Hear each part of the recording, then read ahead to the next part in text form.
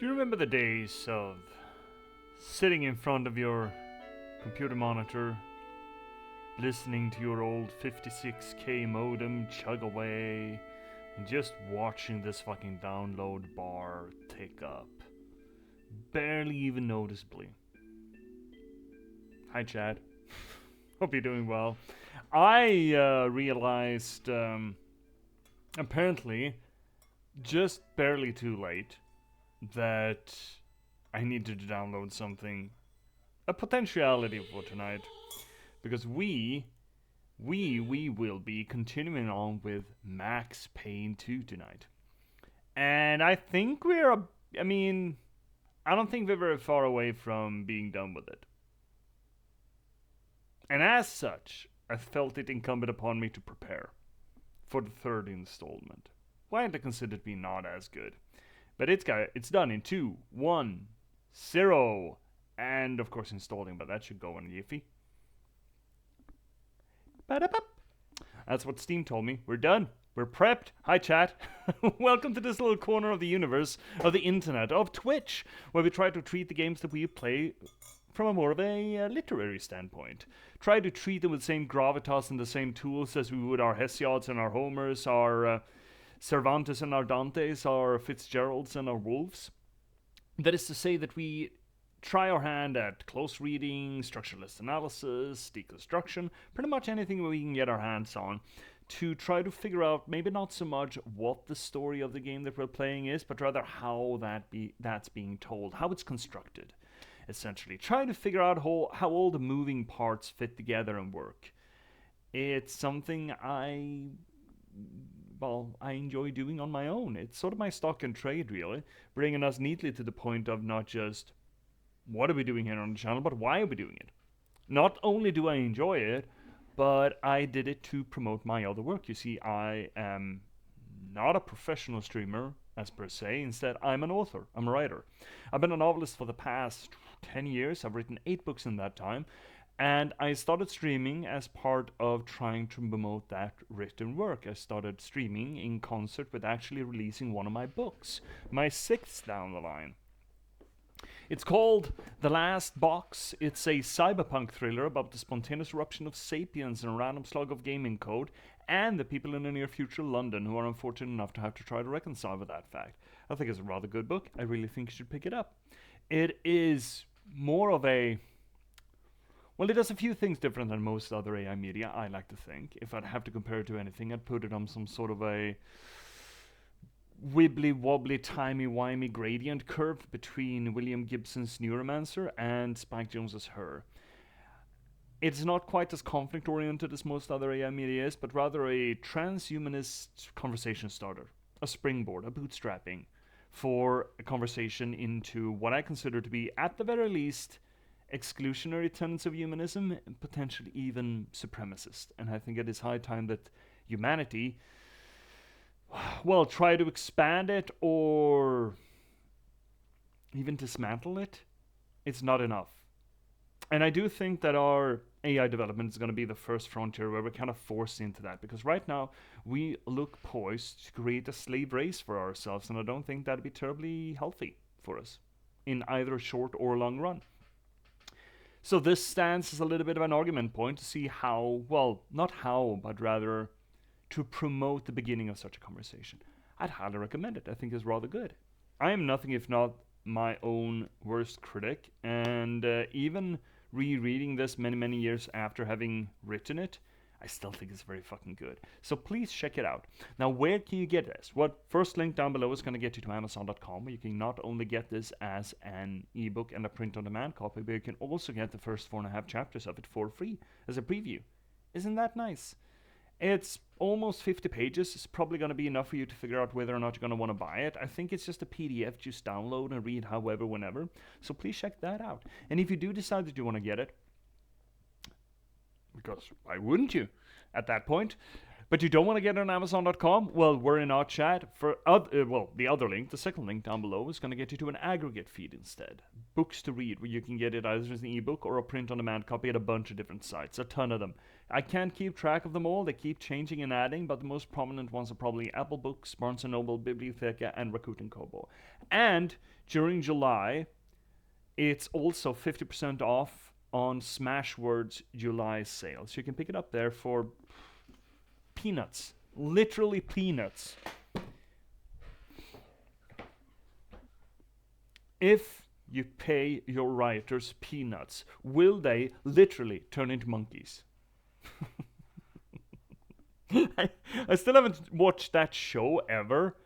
I don't even know kind of what it is from, but I just love that, I don't know, scene, that line. Or the whole bit, I suppose. I know writers use subtext and they're all liars. No, they're all cowards. It's fucking good. Anywho, we are playing Max Payne 2. It's one of my all-time favorite games. I played it so fucking much back in the noughties. I don't know how many times I ran through it, and it feels so good to be back at it. I love Max Payne 2 to bits.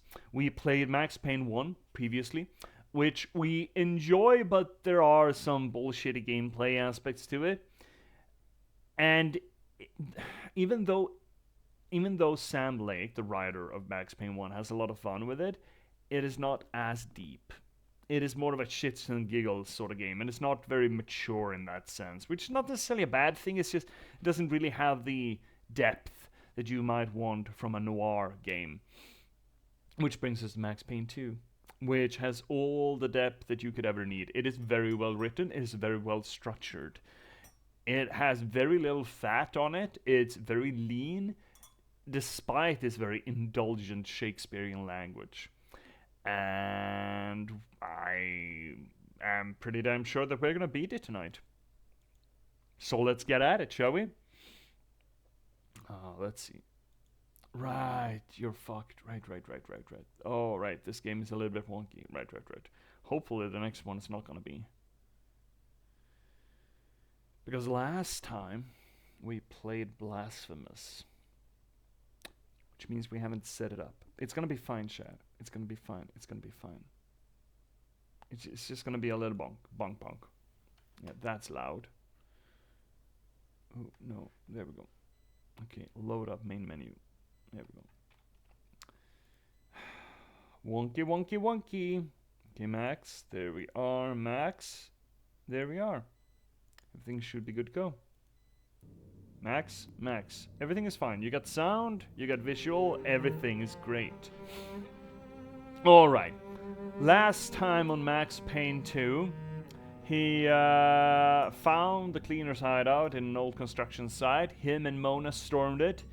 And at the very end, when the cleaners decided that, we're gonna fuck off, and everything was blowing up and burning down, Winterson, our partner, who seems to have a relationship with Vlad, who seems to be, the perfect cop, who is even more corrupt or dirty than we are, for simply being friends with Vlad because we never fucked him, she ran into us and was on the cusp of shooting our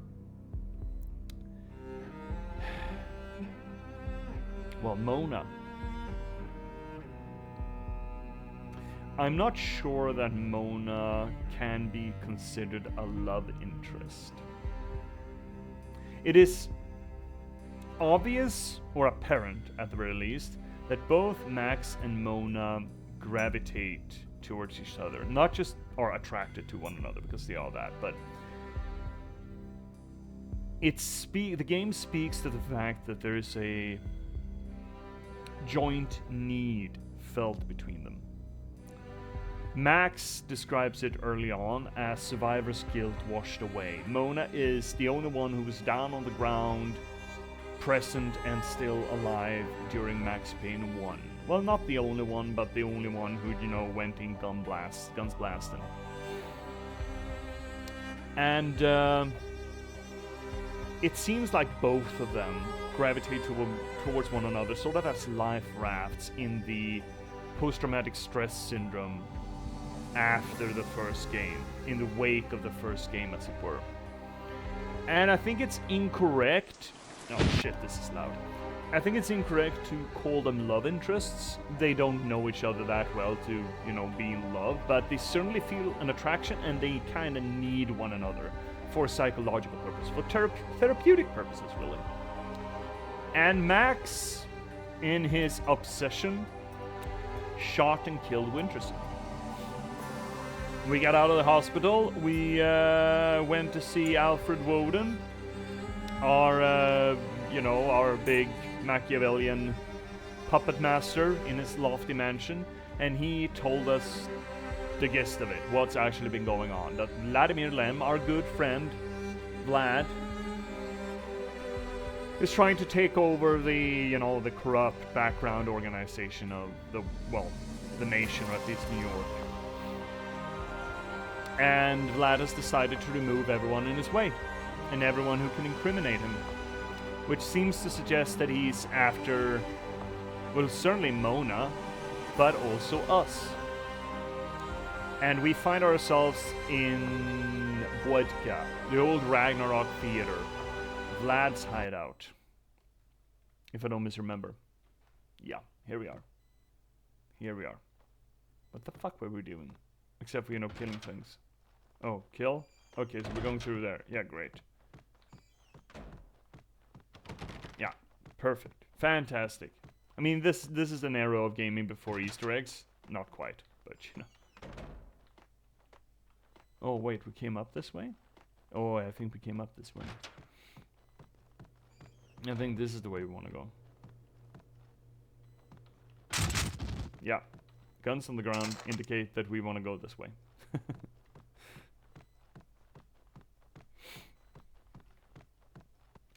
Drugs? Oh, drugs.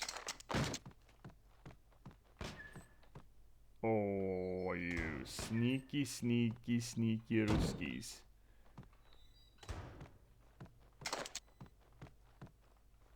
Holy shit, it really wants us to use the MP5, doesn't it? He here yet? What? Can't hear you. Here. He's near? Keep your hands on your ears. It's gonna be a loud bang. What? You!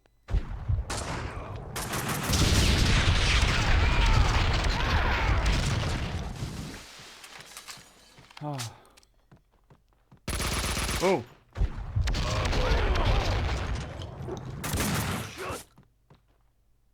Didn't he throw a grenade? Yeah. Thought as much. Damn!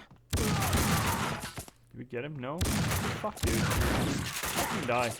Fucking die, bud! Who else is shooting at us? You? Okay.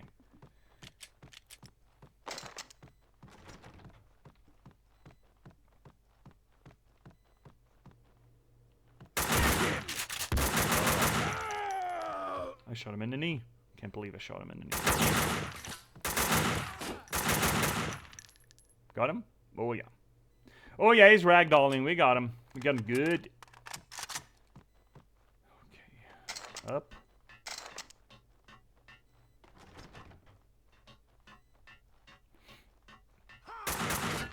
Shit, shit.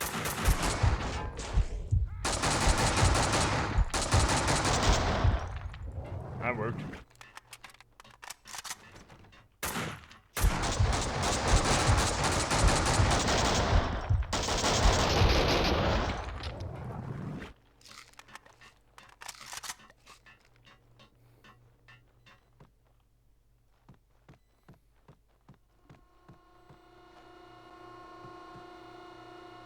Why is everything so fucked?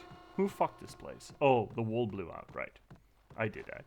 Did I do that? Oh, yes, you did. Oh.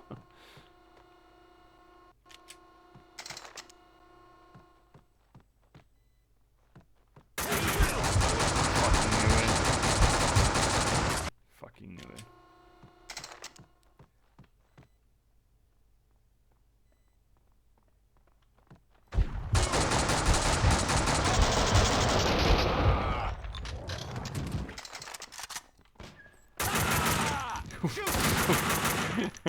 No, not another one.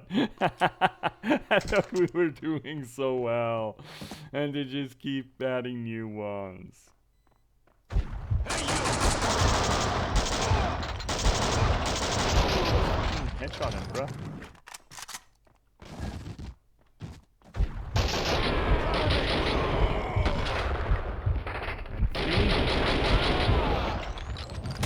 Oh, more? Fucking fearing? Come on up then. Oh, dude, you shouldn't fuck with a Max with a Kalashnikov. You just shouldn't, dude. Dude, you're fucking with Max with the Kalashnikov. Oh no, dude.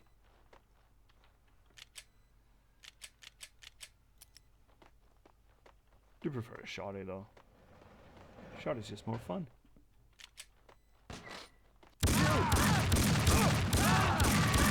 It's not necessarily better, but it is more fun. There we go. The cleaning company vans, the cleaner jumpsuits, the illegal firearms, the hard evidence that proved Vlad was behind it all. Lords and ladies! We got lords and ladies! Lords and ladies continues. Yes! Fucking fantastic. My lord! I have slain my brother. All is lost. I am a lord no more. Men, capture them. Your word is our command, my lady. Mama? Yes, good, good. My precious boy, a noble lord is dead. A vile crime against our illustrious name. A crime that shall not go unpunished. My lord! Unhand her, you brutes! Yes, good, good. Men, let her go. Aye, my lady. Good, good, my dear girl. You seem faint. Do sit down. And Rest. theater poison, Here, surely. a glass of wine. Yeah, sure it's Drink. wine. It will bring color back to your cheek. Sure it will. Thank you, my lady. No! Do not drink, my lady. Valentine, my lord. Allow me. Mama, I drink to the memory of my brother. My lady, I drink for you. No, my son, that is not for you. Men, stop him. Too late. I have swallowed the bitter poison. I am dead so that my lady can live. With this deed, I prove myself. Is that what a you're doing? lord. My lord. So, again, an allegory for the No, game. Fire! Fire How is did loose. fire? Okay, I guess burn lord! everything down. I My guess lady! even the fire Go! is Run! prophetic Live! for the game. We talked a little bit about this game using sort of a Mama? Cassandra syndrome You for Ah, foreshadowing, no. essentially. lady. No, no, my son, no. Aha!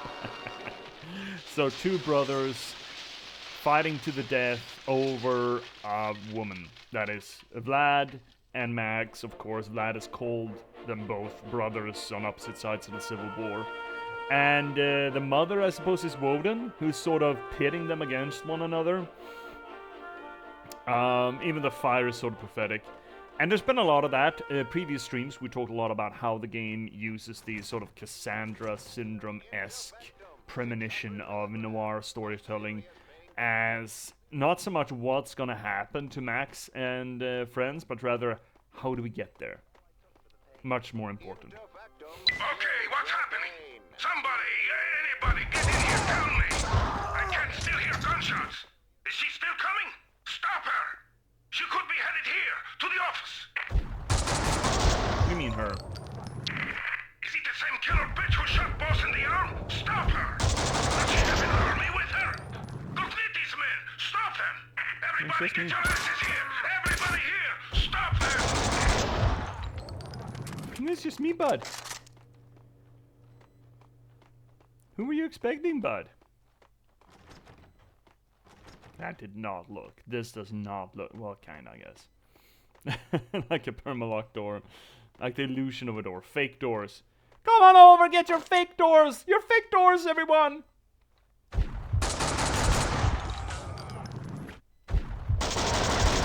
I hate it when someone just pops around the corner and just knows where to aim for your head. That's called cheating in many games, in fact. So much goddamn ammo. I just need one for each dude. Boom, headshot. Is it over? Did somebody get them? Are they dead? Is it safe?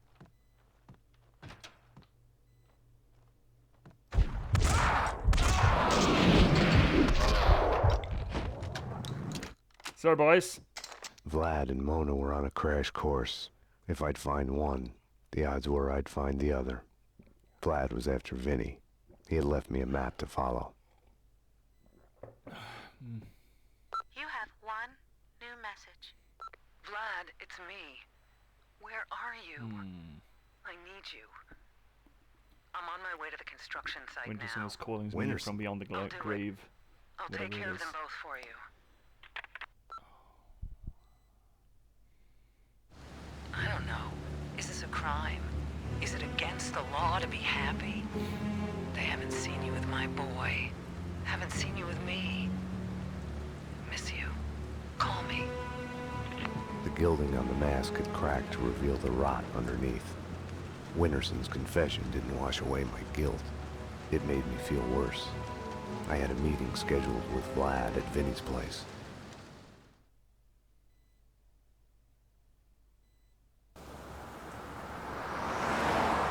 More cleaners! Waste them! Get them before they get out!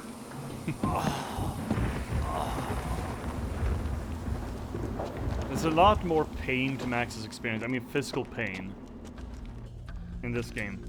Find a way in there. I was still Rather a than couple the of blocks first. away from Vinny's place. I had to get moving. Right? He's being put through the fucking ringer here. From the street. Who was driving it? One of ours. They're in trouble. We gotta get him out of there.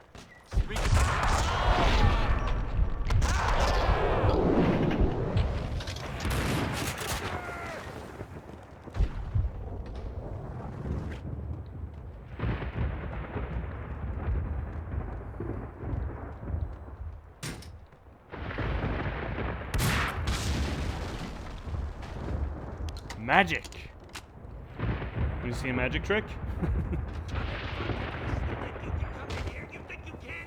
Hey, Who's the man with nothing to lose? J.P.S. Stranded in a dark and violent night. Dick Justice, I'd rather look alone, spoiled fugitive cop, framed for the murder of his wife, on a quest for vengeance in the criminal underworld, in the He's city's just heart sitting here of watching Dick darkness. Justice. I mean, respect the hustle, right? The night The whole neighborhood was a battle zone and a mob war between Vlad's men and Vinny's mobsters. Woodwork all around me. The only suits they were going to wear after tonight were body bags. Oh my god. Dick Justice! Get him! Get the freaking cop! Your trial will be held at the city morgue. My god. So this is basically the spoof of Max Payne 1, I right? had a permanent, constipated grimace on my face. Literally. I was revenge personified. Literally a pastiche of the first game. It's just making fun of Max Payne. Poor bastard. It is... constipated look on my face that's also making fun of Max Payne. You know, he got the Sam Lake face got some flack. Not so long ago, the V tags had bloomed everywhere in the city. Now they only remained in the worst neighborhoods, the monster's grave.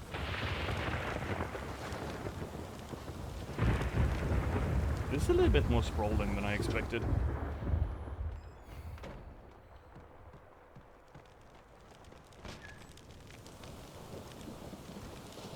These are all dead ends, yeah? Yeah, I think they are. Just want to make sure, you know, in case there are secrets. They're not gonna be secrets. This is an age of gaming before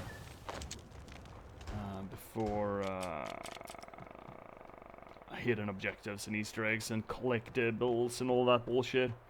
A pure age. More elegant age. They've done their research. Listen, they have. You've been out there. It's exactly like that out there. Uh-huh. Vinny's used car lot was up ahead. I had to find a way down to the street. I could use some backup.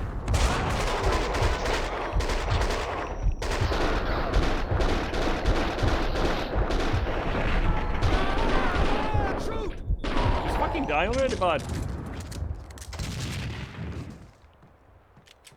Actually, this is a place for a shotgun, isn't it?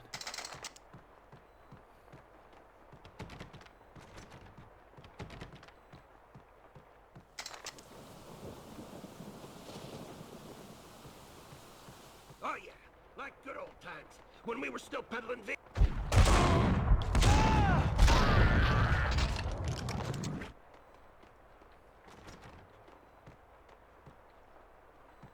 Actually, let's listen to what they say. Vinny's used car lot was up ahead. I had to find a way down to I the know street. they say something fun. I could use some backup.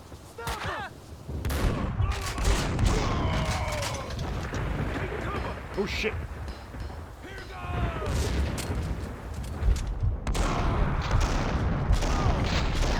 They keep. Oh shit! That was a grenade. I don't know if it's live. Is it live? Are you? See you live? No, you is not live.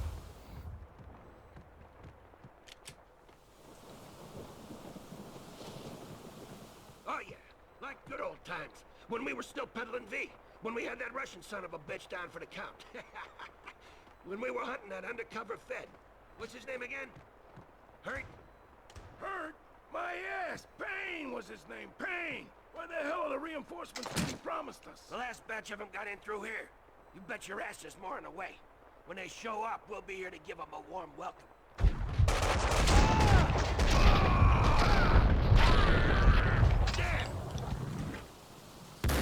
Damn! Oh my god. Oh yeah, like good old times when we were still peddling V. When we had that Russian son of a bitch down for the count. When we were hunting that undercover Fed. Just fucking get one in the head. There we go.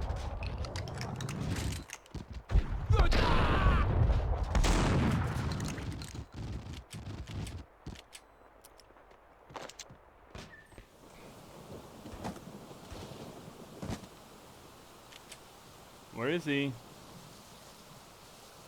Oh, come now. Don't be coy. Be shy. I know you're back there. Anyone else down here?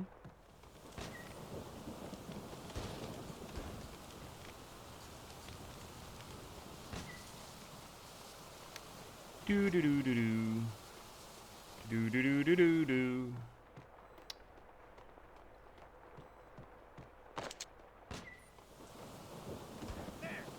And it's been fucking ages, man.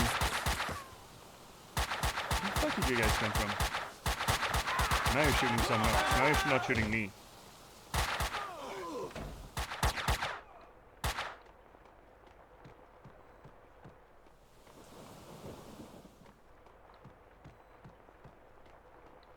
Jesus. Whoa! Excuse me, sir. Could you give a small-town girl some directions? This is my first God. time in the city. Oh, sir. I guess everything is bigger here. Oh, can I try it? Oh my I God. can't help myself.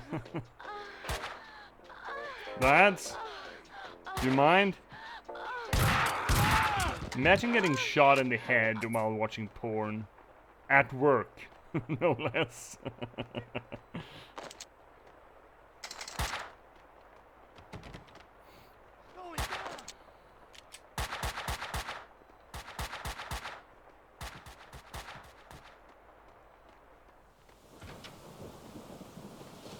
Stop being a jackass. You're gonna break your neck. I can handle myself. Come on, come out here. Shit, no, I'm afraid of heights. Get your ass back in here. Ah, shit. I'm gonna fucking puke. See? I couldn't break it even if I tried, see? No one knows. There's no better way to test the structural integrity of a plank than doing teabagging on it. Shit. Damn it. You okay down there? You okay? It serves you right.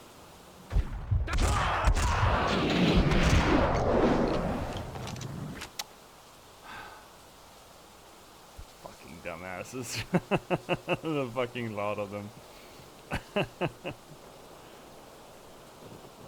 So why would a gangland be this run down? Do you not think that mobsters have some pride at all? What about moving? What about it? Put one foot in front of the other. No, I mean, what about you moving out? Leaving her? That's the trouble. You can't choose who you go crazy about. True, but what you can choose is what you do about it, you know? Kiss them or kill them. I guess you're right. Thanks, Vegas. Hey, don't get soft on me. You stay here, I'm gonna check upstairs. Also Okay. reminiscent Hey, but of Vegas, I really mean of it. all of the Thanks. love in this Forget game, really. I mean, about it Winterson to already. Vlad, Max to Mona. None of those pairings are what you would call, I guess, good for either of them. And yet, you can't choose who you go crazy about. There are things in life you cannot choose, how you feel. You might imagine how this game was very influential to a teenager back in the mid-noughties, yeah? This is where we came from.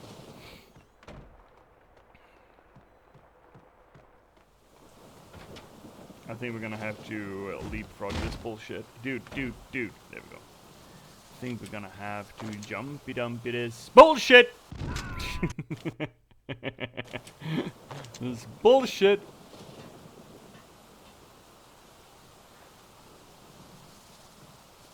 Everything's fine.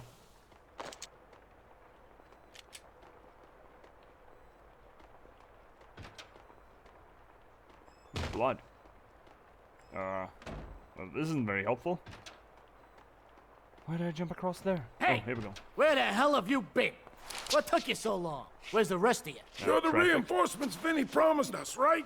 Who else? Only it's just me. The cleaners got the rest. God damn it, they're killing us like flies. I guess one extra gun's better than nothing. Okay, let's go. All right, we'll head to the lot. We need to keep those Russians Three away from little the boss. piggies. Yeah, keep them away from the captain. I'm sorry. Sorry, I know it's nothing to laugh about. Deadly serious. The adventures of Captain Big Head Cogniti. Hey, enough! We got a job to do. Yeah, boys, you wanna go first? Raining cats and dogs here. For I'm a rain dog too. Stay sharp. Gonna rain something else too when the cleaners show up. Someone pick up a sniper.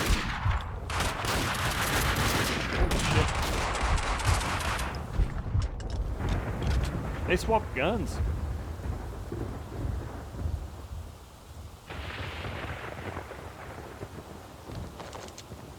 Dude upgraded.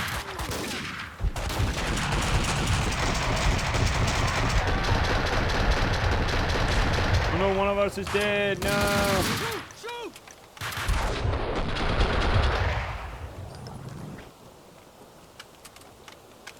No, blue shirt.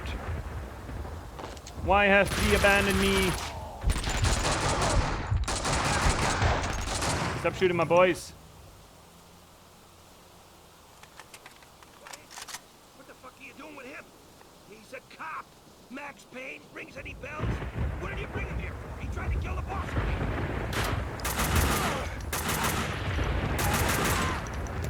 I mean, I knew it couldn't last, but I was hoping for it to last a little longer. It was a beautiful time. We'll always have Paris, you know.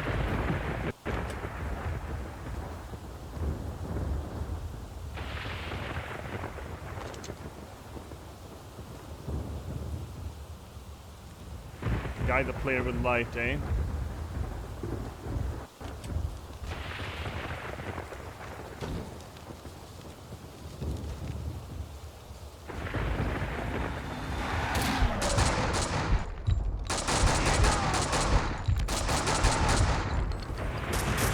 That's another exploding barrel. That's gonna be unhelpful, and that's also gonna be unhelpful. All these barrels are gonna be unhelpful. Shit. Maybe I shouldn't have been bounced instead.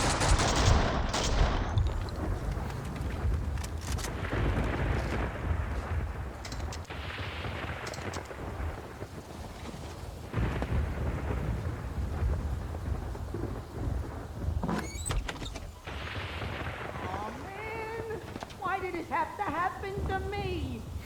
Oh, it was so perfect. Now it's ruined. Oh, no. No way.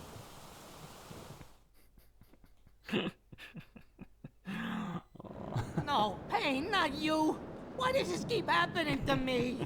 Payne, you gotta help me. There's a freaking bomb in here. If I take the head off, it blows. Bye-bye, Vinny. You're a freaking cop. You gotta help me. How did this happen? The Russian tricked me. Join the club. I can help you get him. I can. I swear, you get me out of this and I can help you get him. You've got yourself a deal. Oh, this part is a delight. Report. They're coming to kill me. You gotta protect me. We gotta get out of here. Through the backyard.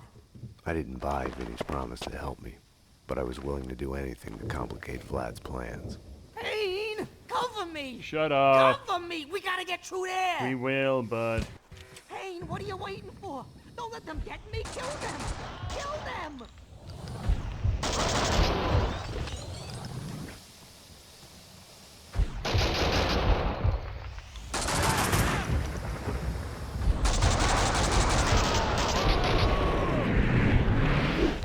We done? We gotta move, Payne. Dude, shut the fuck. Ah, look at this dumbass. This absolute fucking melon. Oh man, Payne, there's more of them out there. They're coming over the wall. You gotta get me out of here. You Fucking hear? get in. You hear, you bastards? You're gonna die. You're gonna fucking die.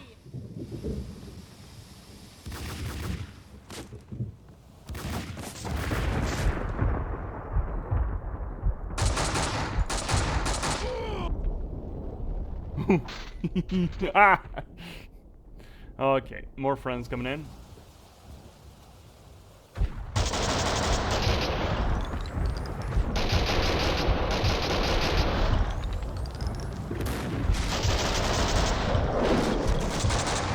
You're not allowed to run on top of the geometry. Who the fuck do you think you are, the main character? Also, why are the bullets getting caught on the Windows crossbeam there?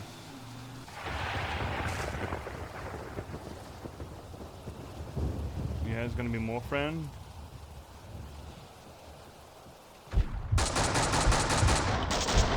Maybe cleanies.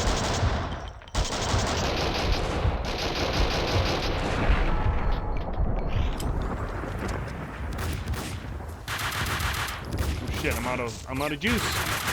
I'm out of juice. Fuck. No, I'm out of juice. But I'm out of juice though.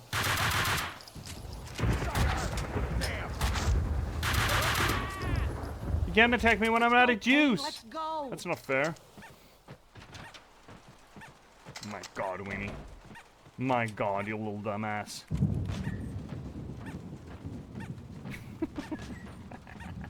Ah, more of them! Payne, hold them off! Kill them! Don't let them get me!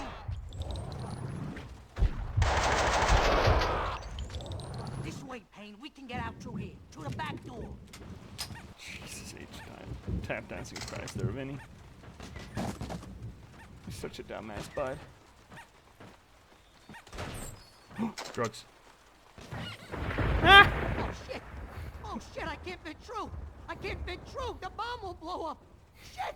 What now, Payne? What now?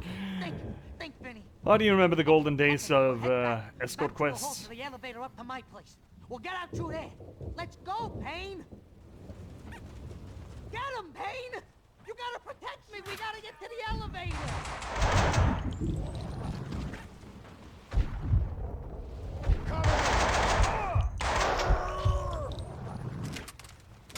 Shoot the kid! Shit.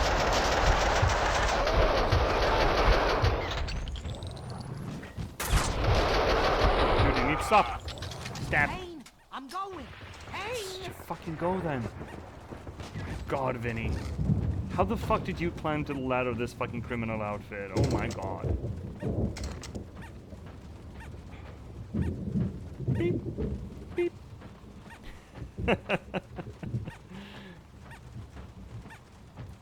Yeah, this sure is part of the game.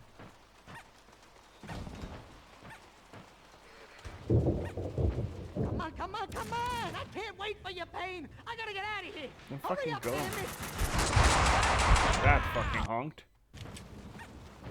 Oh my god, really? Ugh. Ugh.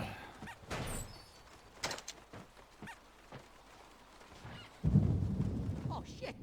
Oh shit, I can't fit through! I can't fit through! The bomb True. will blow up! You can't fit Shit. through. What now, Payne? What now? Think, Vinny. Okay, we'll head back through the hall to the elevator up to my Good place. plan, Vinny. We'll get out through there. Let's go, Good Payne. plan. You're showing why you are the head of this criminal organization, man. You gotta protect me. Really We gotta showing get them. to the elevator. Anyone else? Was it just two?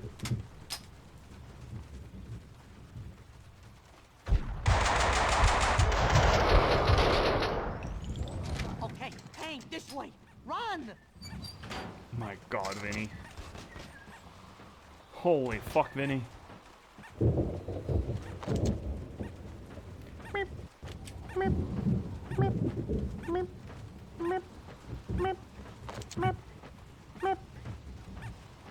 I guess you could look at this as some sort of a weird Tom and Jerry-esque retelling of Come on, come on, come on! I can't wait for you, Payne! I gotta get out of here! Yeah. Hurry up, damn it! retelling of the Orpheus myth in a way, right? Too late, Payne! I'm going! Use the stairs! Hey, with what?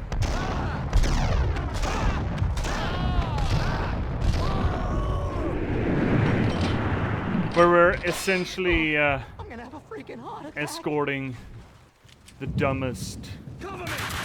You can't only the dumbest Eurydice from beyond the world.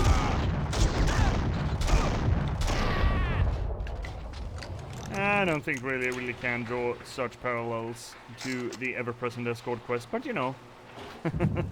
This game does a lot of good work otherwise in kinda Stop them! A single bullet could set off the bomb! doing callbacks to my god. Really? To the ancient stories. Are you coming up here? Fucking turkey.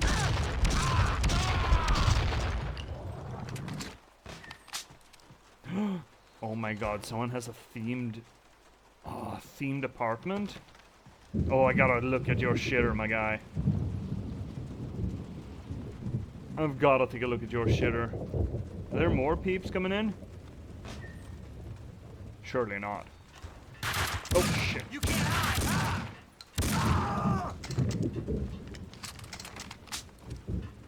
How did you get so popular, Vinny? Vinny, my boy.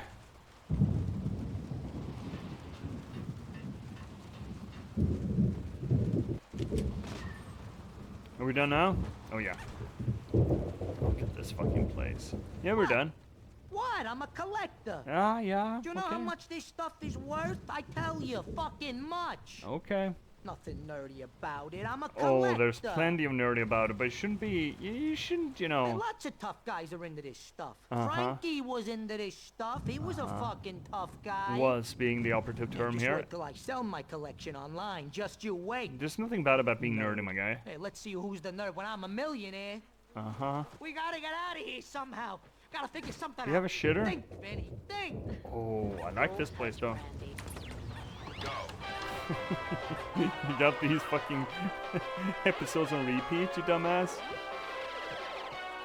The Adventures of Captain Baseball Bat Boy. Which one is this, Episode bud? 169. Oh my god. 169? Almost nice. Battle between Maxwell's Demon and Captain Baseball Bat Boy in the Demon's secret mothership hidden on the dark side of the moon. Bicycle helmet girl dangles helplessly in a cage above a pit of poison. Is that supposed to be Mona then? Chauvinist? Maxwell's demon Yes, flaps probably. its black, leathery wings Huh. as it I attacks, wonder if this could be read ultimately firing as slow missiles a commentary on the at femme fatale prey. thing At Captain Baseball Bat Boy. of Bicycle Helmet Girl being sort of self-aware, trope self-aware,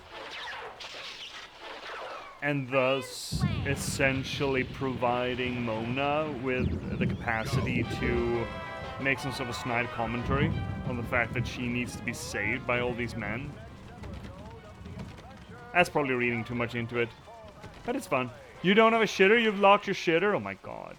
The Adventures of Captain Baseball Bat Boy. Vincent, sweet deals on wheels. It's Vinny. Leave a message. You have 3 new messages. Wow, why don't you check your messages? Vinny, Vince. You go against my wishes, and now you come back to beg for my help. I told you not to go to war with the Russian, yet you do it. And now you want me to send you more men? No, Vinny. Enough. You've made your bed. Now sleep in it. Wow. Rough. You have 2 new messages.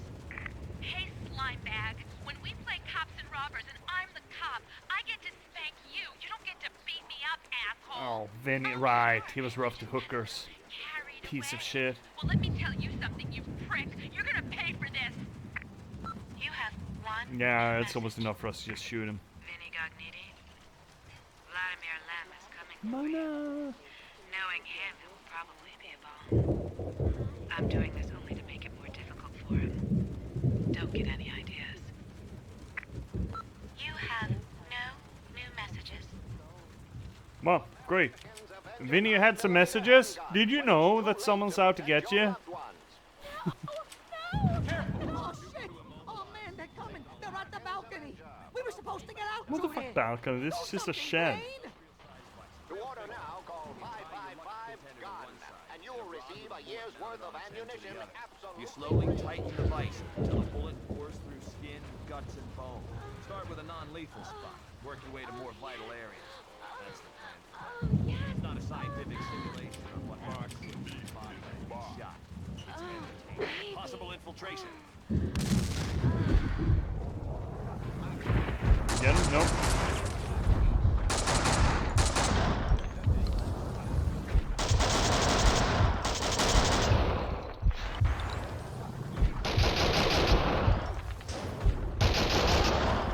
Got him? Got him. Losers thought they could flank us. We can get out from here. Home free, losers! Uh-huh. Uh-huh, Minnie. That's very weird square garbage, isn't it? Dude, are you coming down here?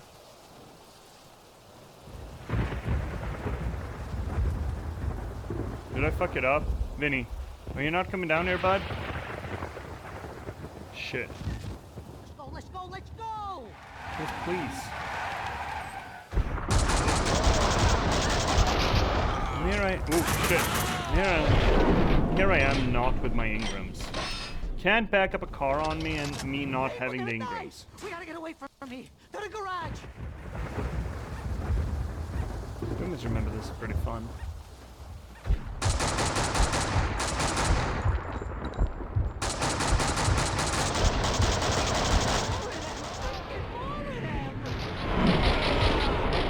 That's usually how it goes with henchmen.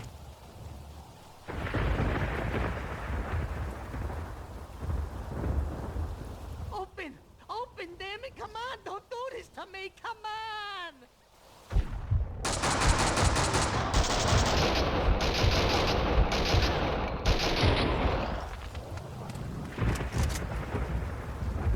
Ah, man, close, close!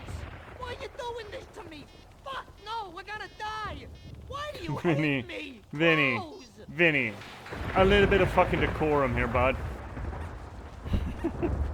Payne, get up to the ramp, quick! Lift me me up there. We can get out through the hole. Get me the fuck out of here.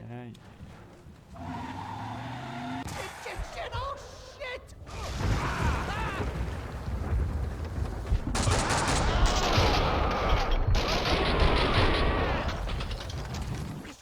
This way, Payne.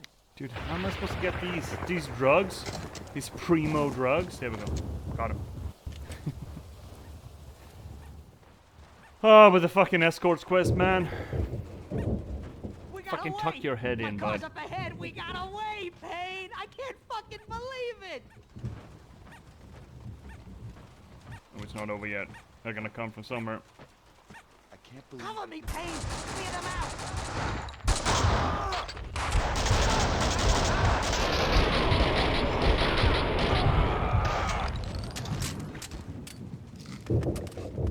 Payne, I'm going. Yeah, Payne. fucking go, dude. It's fine, Vinny. Go. Fuck off.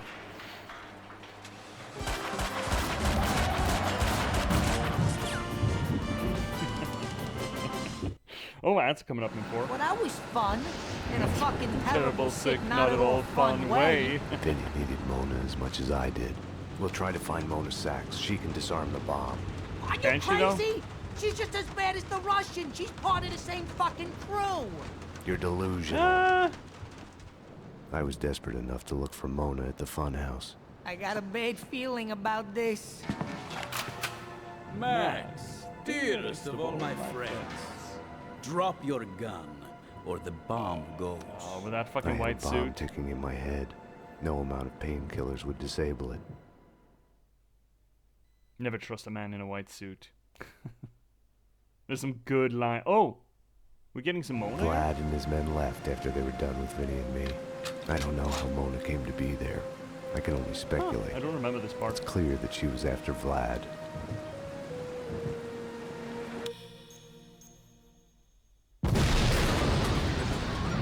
Surprise chapter, yay!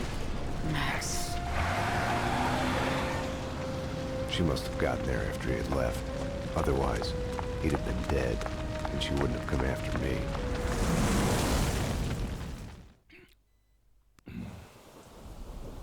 There are some very good lines in the next chapter then. But She just came to get me through the fire. Shit. That's some scene in the Warrior Princess bullshit right there. Chad, we're gonna run the break though. We got 3 minutes on the clock before the ads come rushing in, rushing hard or hardly rushing. You know how they go. We're gonna take that break because I'm a professional, and if we don't, it's just gonna interrupt us, and I don't like that. So we're gonna give Twitch its pound of flesh. Please don't go anywhere in the meanwhile. We'll be gone right after these messages with the exciting conclusion of Max Payne 2. There are a few chapters here that I've sort of forgotten, but I'm sure we're gonna knock it out of the park in this stream anyway. Anywho, ad time. Please don't go anywhere. See you soon.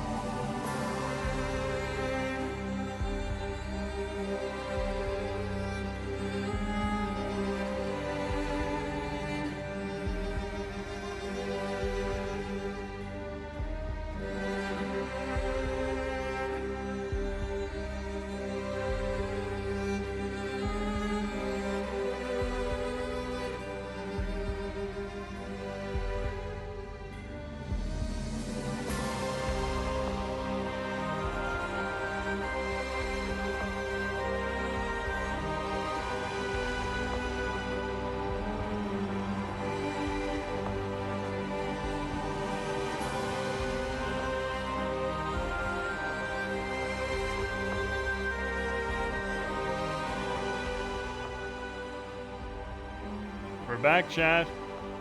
I hate turning this off. But we really should. We really should. We should get back to the proper game. What's the over and under on Max Payne having broken in the meanwhile? What do you think? Get your bets in, chat. Yeah, it does that. It's fine. It starts up real quick. Hopefully Max Payne 3 is going to be easier to run than this. So Max followed his dick right into trouble. Looked for Mona instead, found Vlad, as you know, anyone might have expected. Max is not the smartest person around. As soon as you realize this and you're okay with this, everything is fine. He is absolutely an emotional being, and that is in itself actually kind of interesting. He's apparently a poet, considering, you know, his narration. A poet at heart, as it were. He is obviously an emotional person, running on his gut rather than his brains. Or his penis rather than his mind. I guess this is in keeping with him. To run to the place where he knows that Vlad knows that Mona is supposed to be, which is a dumb place to look for Mona, right? Is a really fucking dumb place. And yet he does. But I guess he wouldn't have done any of this from either game 1 or game 2 if he was smart. And he said a few times, if he were smart, he wouldn't have done what I did. And then he goes and does it. I mean, self-destruction is self-destruction, right? So, time for some Mona play. Not like that, chat. Jesus Christ. Chat, fuck's sakes. Fuck's sakes, man. I think this is the way. This is not quite as bad as the burning, oh shit. That's probably not, oh, here we go. Oh shit!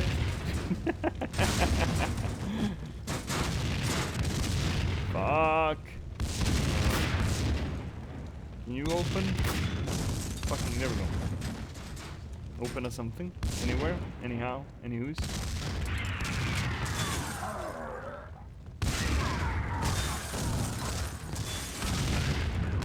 Oh shit. Yeah, I mean that's fair. All of this is fair. Oh shit, that's a cartwheel. Oh my god, really? Oh my god, Mona. Nice. Nice cartwheels, by the way. Whee, let's fuck off. Fucking off. Fucking off.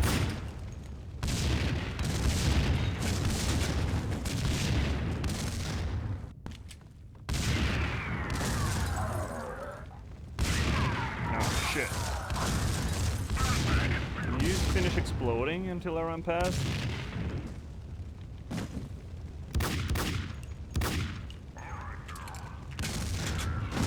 Whoa.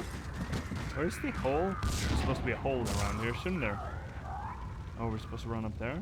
Are we? Yeah, we are. Here we go. Beepity boppity boom.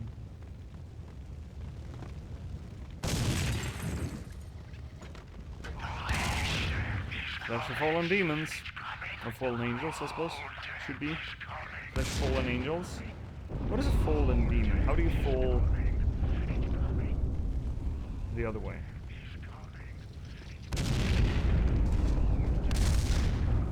Wait, okay.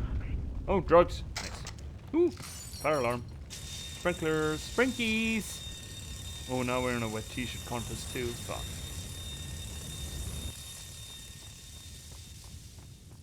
Shit.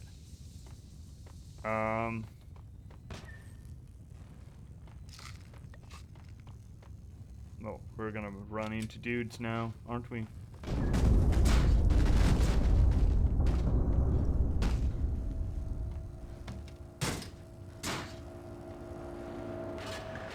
Turn it off.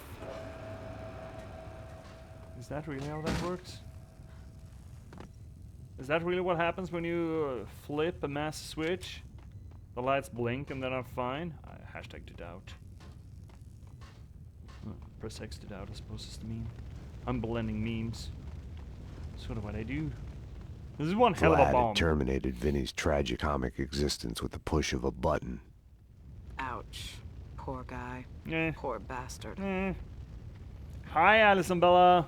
Hello. Whoa, there comes a boot. I guess it was stuck up there. Real good. How are you? I'm doing well. I'm enjoying one of my all-time... I don't even know what your name is, bud. Ah! Thank you, Alison. Oh, here we go. We got cutscenes coming in. I think. Somewhere. She found me where Vlad had left me, lying in a pool of blood on her floor. Now we got some good lines here. Just you wait. Max, come on. Time to wake up. Death is inevitable. Our fear of it makes us play safe, blocks out emotion. It's a losing game. Without passion, you're already dead. Oh, we got a dream sequence first? Fuck. Okay. No. Please. It's all a matter of perspective, tied to time and place, love and friendship, life and death. Vlad had led me to Mona's apartment at gunpoint. Just missed you at vodka and at Vinny's. Third time is the charm. We can't get him up here. The head is too big to fit through the door. Let Vinny stay in the funhouse. That's where he belongs. I'll get to him in a moment. Ironic, isn't it? What is? How you fell for the killer working for the man who got your family killed. Love is blind. Everything is subjective. Choices, answers, good and evil. Woden sent the Project Valhalla file to the DA to put a scare on him. Your family paid the price. Mona is like me, just in the opposite camp, killing the society members allied with me. How funny is that? I hate to do this, but you know how you are. You would never let it go. I mean, he's not wrong. Einstein was right. Time is relative to the observer. When you're looking down the barrel of a gun, time slows down. Your whole life flashes by. Heartbreak and scars. Such a good line. We're gonna look at that in a Stay moment. with it, and you can live a lifetime in that split second. Besides, a gentleman always avenges the insults done to his lady. You did kill Winterson.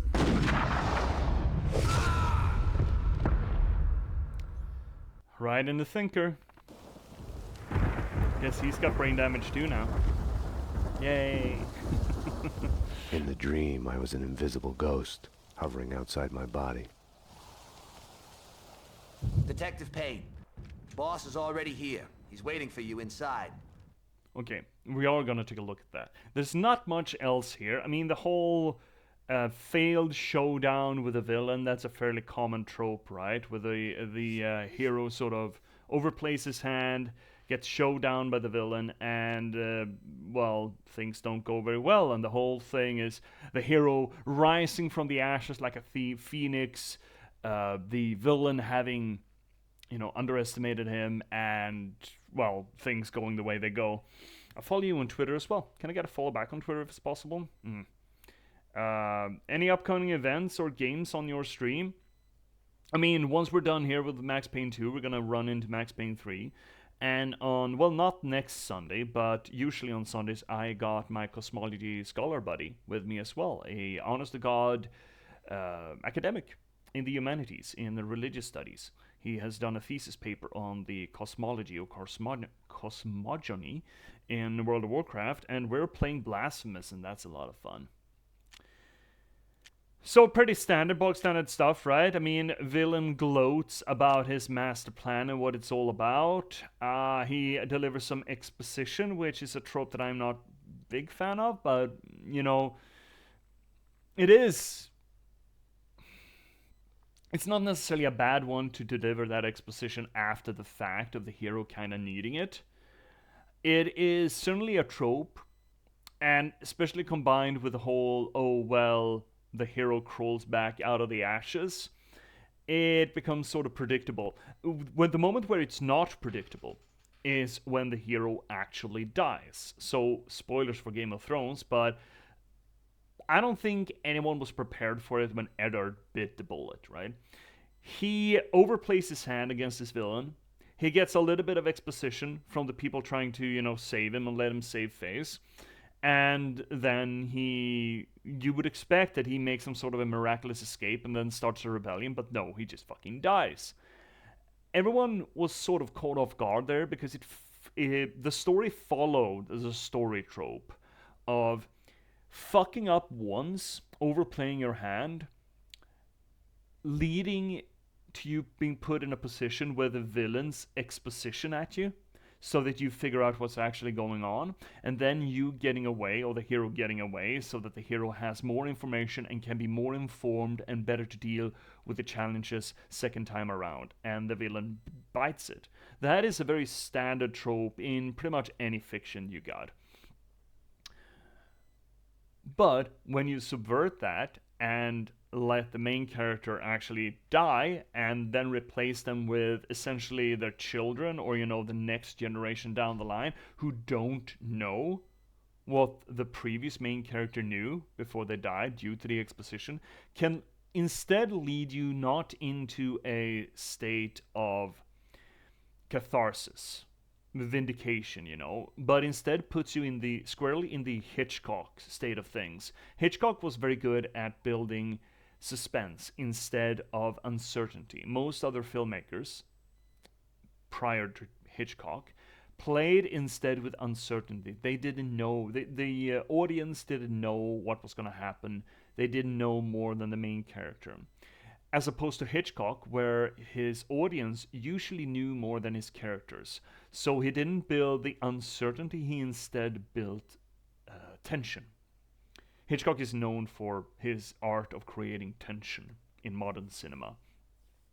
And you could argue that the same happens when you play the George Martin line, when you let your main character overplay his hand, get toppled by the villain, get expositioned at, and then instead of getting away or rising from the ashes, he instead gets his head chopped off. And you're left with the people who don't quite understand how things are fitting together. They don't have the same exposition as you do. And you instead see them sort of struggle on under misconceptions. I would argue that the second mode, the Martin mode, there is better, if there's such a thing. There's really no such thing as better or worse, but it certainly is a little bit more believable than the hero, miraculously rising from the ashes once more. But let's take a look at the actual lines here. You fell for the killer working for the man who got your family killed.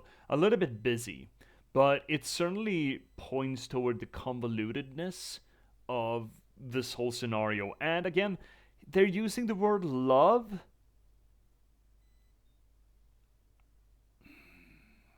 There are many ways to define love, but the whole idea of clutching onto someone who you have survived a piece of trauma with, I mean, love could surely blossom out of that, but I think it's more of a trauma dependency we're talking about via Max and Mona. It's not like his wife is out of his head. He has dreams about her. In the beginning of Act 3, there was this dream sequence in these graphic novel pages that says that I had a dream about my wife. In it, I murdered her for my lover, essentially. So his wife's ghost is still sitting like a monkey on his back. And we even got some more exposition of the first game. Hi, Vesper. Oh, yeah, good point. Hi, Vesper. How are you doing, Vesper? Are you doing well? But this line, I absolutely love this panel. Einstein was right. Time is relative to the observer. When you're looking down the barrel of a gun, time slows down. Your whole life flashes by, heartbreak and scars. And then, in the cutscene after, if you stick with it, you can live a whole lifetime in that split second. I am indeed. Oh, good. Good to hear, Vesper. Oh, don't you have... Vesper?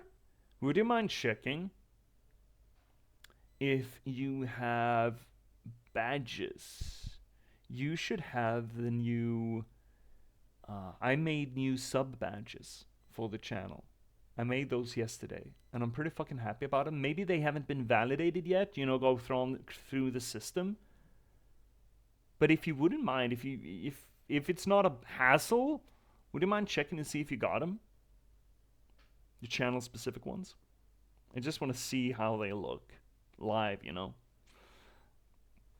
Anyway, why do I love this so much? Well, it's absolutely the very noir, right? This could have easily been in Casablanca or something. This sort of modernist noir feeling to it. Einstein was right. Time is relative to the observer, sort of blending a layman's understanding of physics to poetics, romanticism. When you're looking down the barrel of a gun, time slows down. And it's one of these reflections that's also very poetic. I think when you're looking down the barrel of a gun, most people, they look amazing. Oh, you can see them? Great. Oh, that feels good. Thank you, Vesper. I think they looked kind of cool. They turned out well. I kind of fell deep into one of those layout holes. I love layout or graphic design with the piece of shit layout software that I got. You know, just fiddling with things and making things work.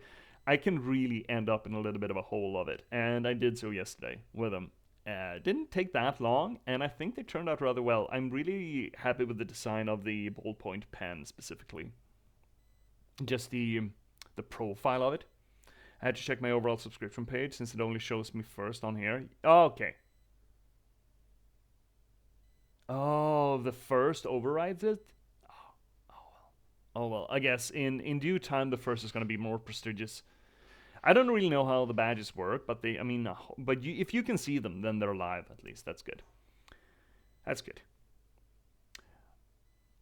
I don't think when you're staring down a barrel of a gun, you're probably not, waxing poetically about Einstein's theory of relativity. But it is a noir trope to do so. And, again, sort of kind of Shakespearean. It's one of those lines that I wrote down when I was a kid, and I fucking love it. Your whole life flashes by heartbreak and scars. There's something also very indulgent. I use that word a lot to describe this writing, but it fucking is, considering it's in first person. Where it takes so much time and space in this otherwise rather action-packed and visceral action game to just, oh, my heart, it's so voluptuous, the language, you know? It's not just, oh, my whole life flashed by my eyes. No, your whole life flashes by heartbreak and scars. Like, it puts a very narrow lens on what Max sees when this happens to him, right? It's heartbreak and scars. It's trauma and what you've done to overcome that trauma. Those are the points of his life that he remembers. It's not graduation, it's not first kiss, it's not when his daughter was born, it's not happiness, it's heartbreak and scars. And that is such such a dramatic way of looking at it. Sure, I can get it when you're in the dumps and depressed and got insomnia and PTSD and all of the other things that Max is suffering. I understand that it can be hard to see the silver linings. But in general, when you feel that way, it's usually in contrast with something, so you would think that Max still remembers life being otherwise. If not, I think it might be reasonable that he would have the same flippant attitude towards this as he would, or as he did in the first game, where he was more shits and giggles, you know? We come to you now live from the crime scene, that sort of attitude. Instead here, it's all heartbreak, all scars. Maybe that is, the bottom of the barrel, the bottom of the well. That you can only see the heartbreak and scars. Jim Bravura keeps nagging on Payne to join AA, Alcoholics Anonymous. But there's really very little indication that Max drinks. But he's absolutely depressive, right? And almost manic depressive, considering he can be such an obsessive bastard, as Vlad says here, right? I hate to do this, but you know how you are. You would never let it go, right? Vlad knows him. He's like, dude, we can be friends, but you would never, I would never be able to talk you down off of this. Again, sort of with a self-fulfilling prophecy, right? Again, with the Cassandra syndrome here, a little bit. Vlad perceives or envisions that Max is going to hunt him down for what Vlad is doing. Imagine if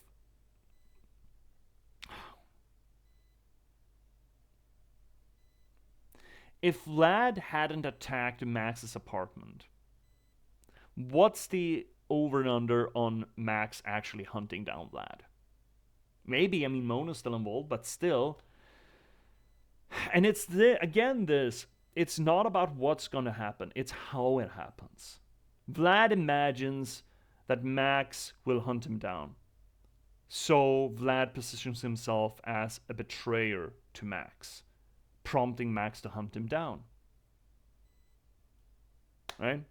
See you, Vesper. Yeah, first overrides all sub-badges, which is a shame because some have some really pretty ones. I wish we got a choice to do show first or overall badge. You don't get a choice at all? So what is the first? Is that the first sub? Or the first number of subs? Is like the first 10 subs? Will it always override? I guess it would. Oh, yeah, it's a little bit of a shame. Yeah, and you can't flip it on...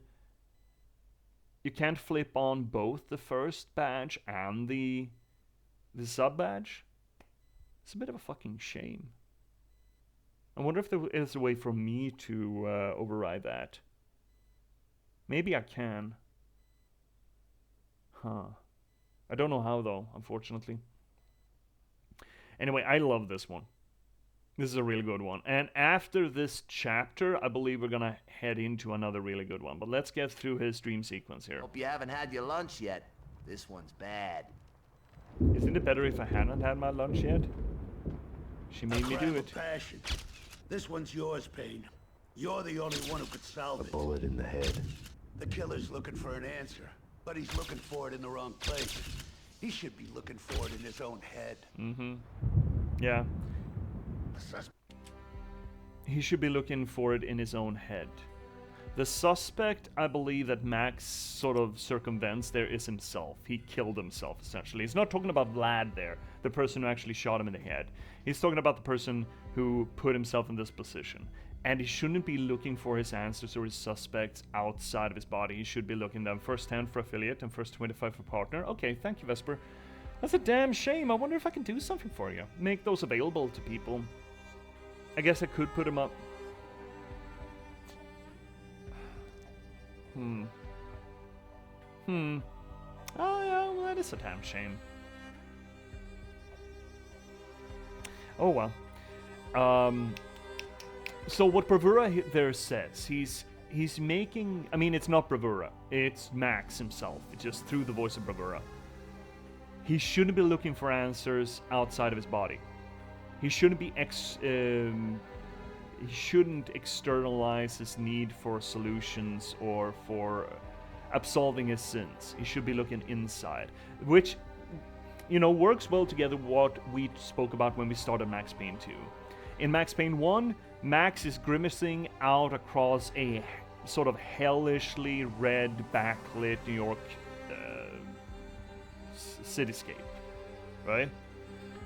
While in the second game, both Mona and Max are instead looking inside, or looking towards you.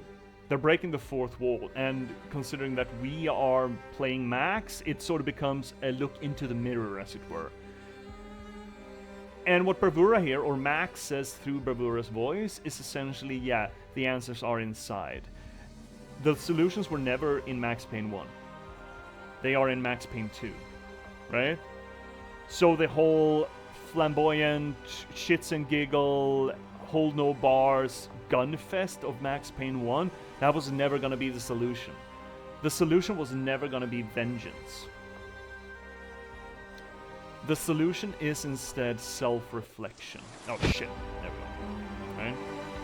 I know we can remove first badges from people, but when you would probably have to wait until you fully fill your quota before resubscribing. Oh, such a damn shame.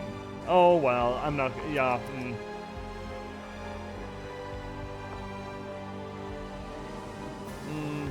I mean, if people want me to, I guess I could.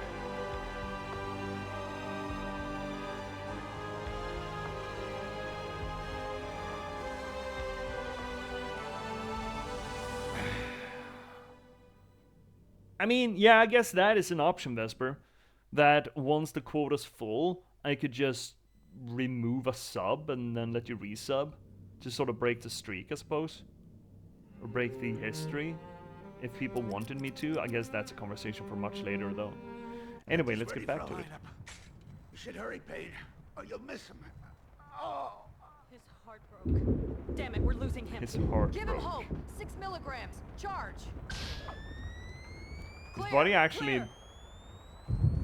Nothing. Yeah. Go again, 300. This is 300. such a cool Charge. scene, by the way. Him just, you know, business as usual, and then Doctor, again, some once more, disembodied 350. voice tries to Clear, restart his clear. heart, and his body reacting Still to it. nothing. Lost him. Time of death, 2:30 a.m. Is Bravura actually dead though? I forget. NYPD, drop the gun. What are you gonna do about it, pal? We're all guilty of something if you look hard enough. That's also a good line. We're all guilty of something if you're looking hard enough. She has dyed her hair red. Oh, this kind of gives me a Shining feel, doesn't it? Oh, you're singing the song. I've been framed. Okay, bro. And we keep driving. Don't kill me. You win. You win. Just let me go. You can have it all. The gun trade. Freaking all of it. Just don't kill me. Vincent, dearest of all my friends. Let's play a little game. You're into games, right? The rules are simple. For every answer you get right, I'll remove a good part of the explosives taped to your head. You get them all right, you are free to go. Sounds good? Okay. Okay. And given your current attire, all the questions will be about your favorite TV show. All right. Ready? The first question. What is the airspeed? What is the name Of an unladen big swallow. bad in Captain Baseball Bat Boy? Maxwell's demon. Maxwell's demon. Easy. Well done, Vincent. And now, as promised. Congratulations. That's half Kind of the love outcome. this. What happened between cutscenes delivered as All right. half hallucinated game show in the dream. Who is the original creator of Maxwell's Demon? Back to entropy, of course. Oh, no, wait. What do you mean? For real? The show's writer, Sammy Waters. Impressive, Vincent. But, unfortunately, incorrect. Maxwell's Demon was created by James Clerk Maxwell, a 19th century British physicist. Unfair! Oh, man. You gotta give me another chance. Wait, is that a thing? Maxwell's Demon? Vincent, I Is that a would love thing? to, but rules are rules. No. Is that some sort of a physics thing? Don't kill me. Don't kill me. No, please. Is that a thing? Maxwell's Demon? It sort of sounds like Schrodinger's cat in a way, right? Is that a thing? Vesper, do you know if that's a thing? I would look it up if the game wasn't so, you know, wonky with minimizing.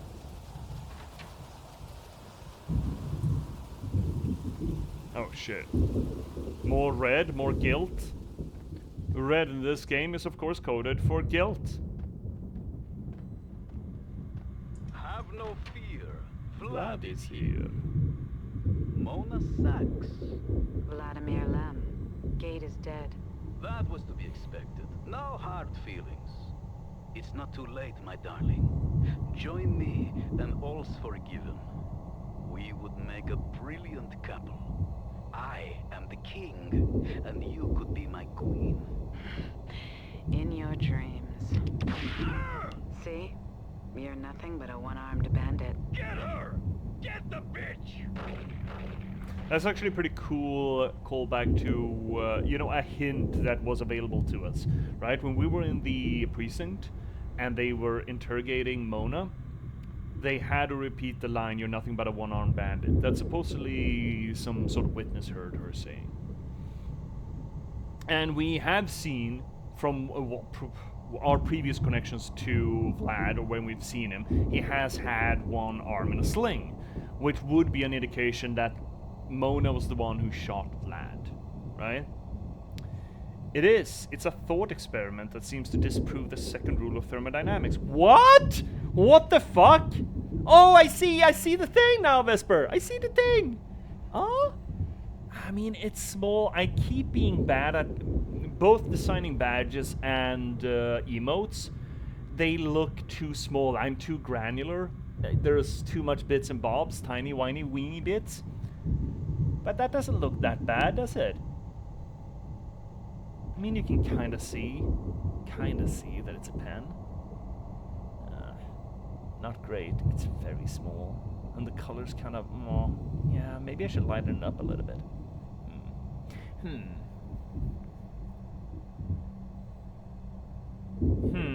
Oh well. I'll think about it. Looks cute though. Yeah, I'm pretty happy about it. There's an option to turn off founders badges for all channels, so I toggle it off so you can see it. Oh, thank you, Vesper. So what do you think? Is it too small? Is it too granular? Do I need to play around with the background color a little bit more? Maybe lighten up the nib? I do, of course, have badges also for 6 months, 1 year, and 2 years. I haven't put up the 2-year one yet because I don't have it available to me. For iron, copper, silver, and gold, I figured. I did like the coloration of this, the iron one or the steel one, but it is a little bit murky, isn't it?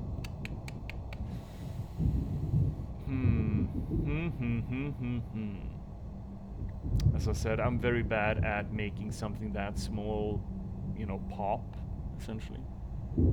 I'm gonna have to look up the Maxwell's Demon thing. I'm gonna look it up during the break. I'm just gonna write it down so I don't fucking forget it.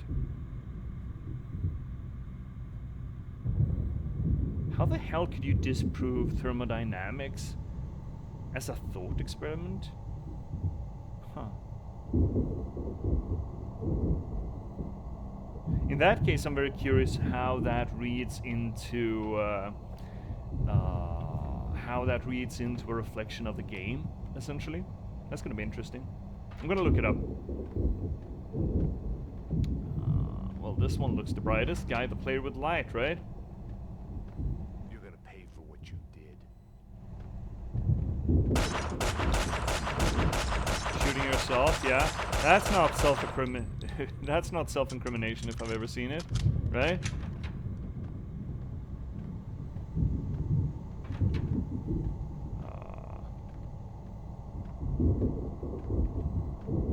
Shit. You think you can frame me for it? You are gonna pay. Oh, Max, you're so angry. You're almost as angry as Mad Max. Max, come on. Time to wake up. Dude, he's got a bullet in his head. Mona, just because you miraculously survived. That won't help a thing. The bullet in my head brought me to you.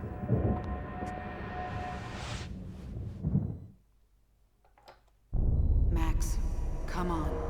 Time to wake up. She was beautiful. I hated her for making me feel this way. Now that I was with her, I was reluctant to hear her answers. You okay? Vlad was headed to Woden's manor. Don't be stupid. You're not in shape to go anywhere. You'll die. I don't care. This isn't your fight, Max. You can walk away. I'm asking you. I didn't deserve to walk away. There are no happy endings. You're coming with me. It was too late. I couldn't trust her. Not before I had seen this through.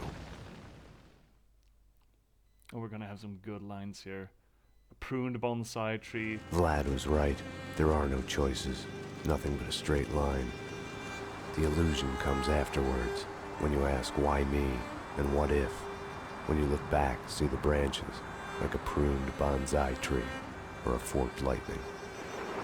If you had done something differently, it wouldn't be you. It would be someone else looking back, asking a different set of questions. Fucking love that.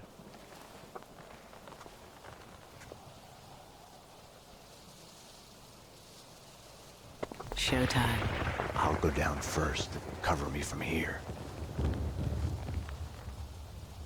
There! Alert! They're here! Damn! Mona, a little help? Mona. Oh, she does though. Oh, she shot better than we did.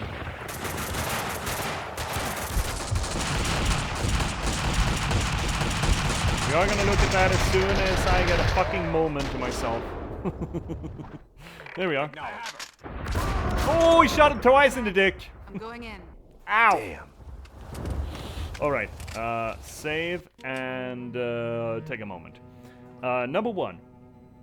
Vesper, you're explaining the demon here. It was about a demon who controls a door between 2 gas chambers, which allows fast molecules to travel one way and slow to travel the other way. And since kinetic temperature are proportional to their velocities, you essentially cool one side down and warm the other side, which would decrease entropy overall without applying any work. This is contradiction of the second law of thermodynamics. Yeah, okay, I see that. But what about this fucking demon? I feel like this thought experiment has a bit of a flimsy linchpin to it if it requires a demon to do this. A door between 2 gas chambers which allows fast molecules to travel one way and slow molecules another. Is there such a door? Does such a door exist?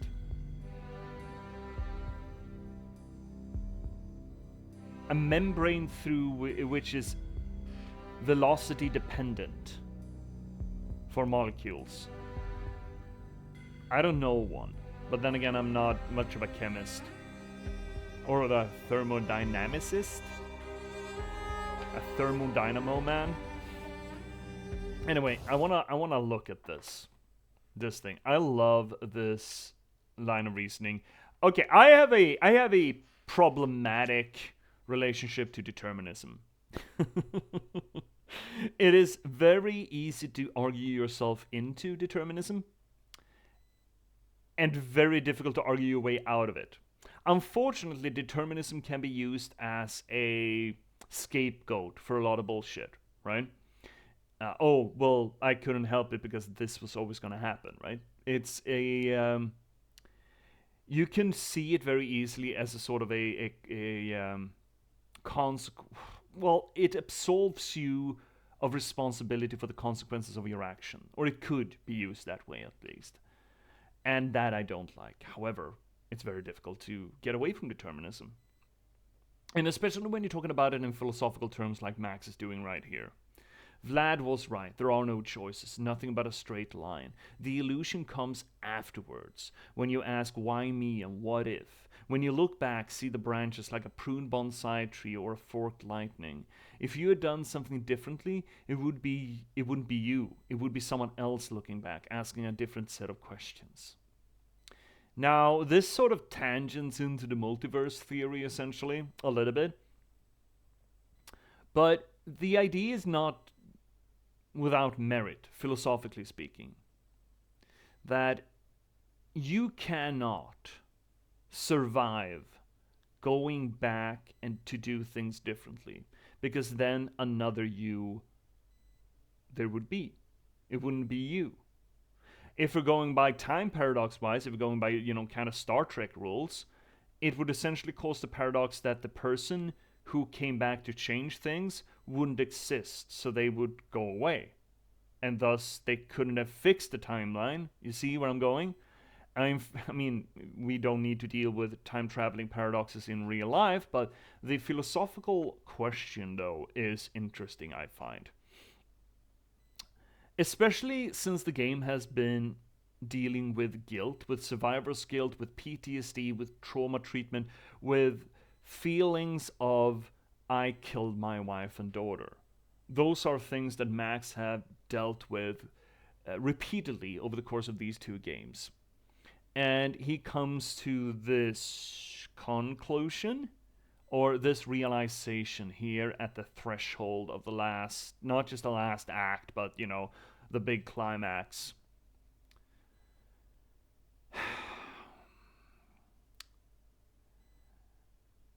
That the illusion of choice comes afterwards, when you look back and you see, I could have done something different then. I could have done something. The grandfather paradox is a fun one. Yes, essentially. And you kind of get there if you go to the time travel route here as well, but you can argue it still in arguments of responsibility and accountability.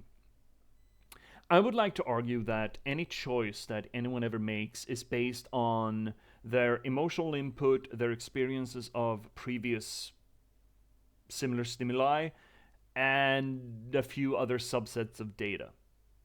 You could essentially, if you were proficient enough to map every parameter that is relevant to a choice, you could predict it. And I mean, people make a lot of money out of predicting, maybe not individual sample sizes, but big data. The use of big data is essentially predicting human behavior on big scale, which same with marketing, really. And that is just, science, but it is certainly an art that is being practiced on us. It's sort of a large-scale mind control, essentially.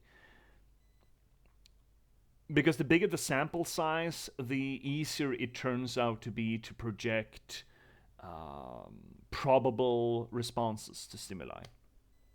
It seems to feed into the notion of determinism in that way. That we are only engines, functions, into which data enters and through which data exits. There is no random element to it. There are unforeseen parameters, sure, absolutely. I mean, sliding doors is a good... No, Benjamin Button does a fun thing about that in the middle, right? About, sliding doors too, for that matter. Good movie, by the way. And Benjamin Button plays with it as well, with what if just one person would have done something a little different, then the outcome would have been vastly changed, essentially. And sure, the parameters are finicky things, absolutely. But if you're looking at it from purely a solipsistic standpoint, a self-reflective standpoint, how would I do? What would I do? Would I have done anything differently? If you could have done anything differently, then you would have. Of course, there are circumstances where which we are presented a choice and we mull it over for a while, but we always make a choice. Even not making a choice is a choice. Even analysis paralysis is a choice. And here comes a quote from another TV show that I absolutely fucking love, that I have spoken about previously, and I've even repeated this line previously in our conversations. The show is Farscape. It's a mid-noughties sci-fi show. It's very fucking good. It's so well written. I cannot. But there's a line in that I absolutely adore. If the participants are the same, if the venue's the same, if the motivation's the same, well, then the outcome is likely to be the same. If you are the same person, if the circumstances of the choice are the same, if the stimuli is the same, well, you're probably going to make the same choice. I mean, it's hard to get any absolute hard data on that, but I mean, there's no reason not to believe it. It seems a reasonable hypothesis until it can be proven, and considering, multiverse theory or time travel isn't really something that we can do, at least as far as we know, it's impossible. You can't really get a sample data of it, but it makes sense, right? Unfortunately, this sort of logic that Max is running here, meanwhile he's leaking red, guilt, good color setup here, he's running the idea that I could never have acted differently. It comes into direct light after Vlad says, I hate to do this, but you know how you are. You would never let it go. And you can just walk away. Walk away. He can't. It was too... Sure, he rationalizes it himself. It was too late. I couldn't let it go, etc., etc. I mean, he could, technically, but he cannot make that choice. He's not the kind of person who would make that choice. Vlad knows it. Max knows it. I guess Mona doesn't. But everyone else kind of fucking knows. Max Payne is a fucking bloodhound, right? He won't let go. He will never, ever, ever let go. And reflects upon this. That I would have always walked down this path. If I wouldn't have, it wouldn't be me. And even though that's not terribly profound, I think it is beautifully delivered here in these 3 panels. He's driving with a bleeding head wound and a bullet lodged in his brain while Mona's like, dude, are you fucking real? How are you fucking cognizant right now? While he's reflecting on, Vlad was right. There are no choices, nothing but a straight line. The illusion comes afterwards when you ask why me and what if. When you look back, see the branches like pruned bonsai tree or a forked lightning. If you had done something differently, it wouldn't be you. It would be someone else looking back, asking a different set of questions. Then again, of course, it brings up the problem with accountability, right? The moral problem of accountability. If you fall into this logical, philosophical death trap, then accountability becomes a problem. Well, if what I do is the only option for me, how can I be held accountable for those actions, right? If there's no free will, where's the accountability? And that is a problem. I don't think Max goes into it, but yeah, that is a problem. It's always going to happen. It's not my fault, right? And that's not a very helpful or mature or moral point of view, I feel. It was always going to happen. It's not my fault. There's an escapism to it, and there's, a rejection of accountability to it. I think that to get the full picture of that sort of determinism, you also run into, if a person holds themselves accountable for the consequences of their actions, they're also going to be the kind of person who makes different choices. So the accountability is part of the function of the person, right? Max, if we're going to focus exclusively on Max here, Max is in this position because he can't let go and he cannot not hold himself accountable. He's almost, clinical. He's kind of depraved in his need to hold himself accountable, even when it's not technically his fault. He keeps holding himself accountable for it.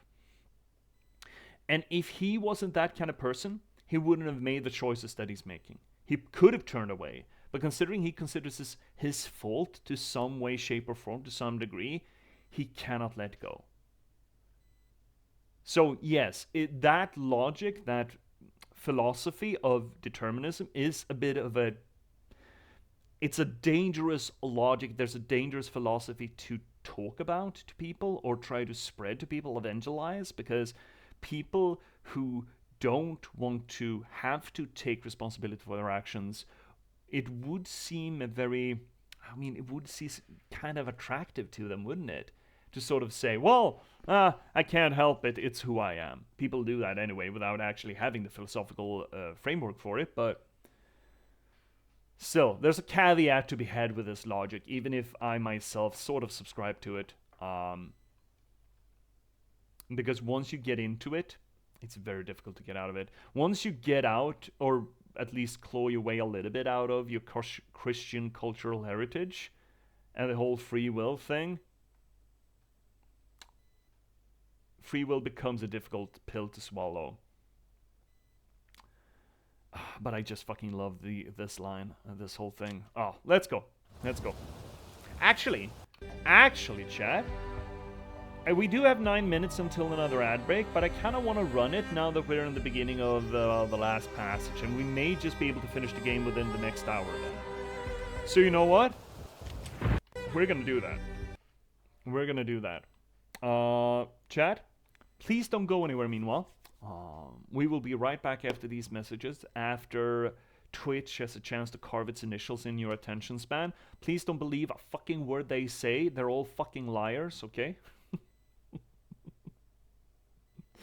Your job is not to listen to adverts. Your job is to try to avoid them and blank them out as much as you possibly can. I say, knowing full well that this channel is essentially a promotional channel for my other work. You see, I'm an author, and I got a book that I want you to buy.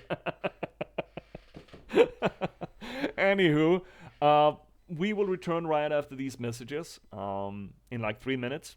I'm gonna make myself some more tea. I'm gonna, probably that, take a tinkle, and prepare myself for the very end of Max Payne 2. I think we're gonna get there within the next hour, and we're gonna have a lot to talk about, I hope. So, see you in 3 minutes.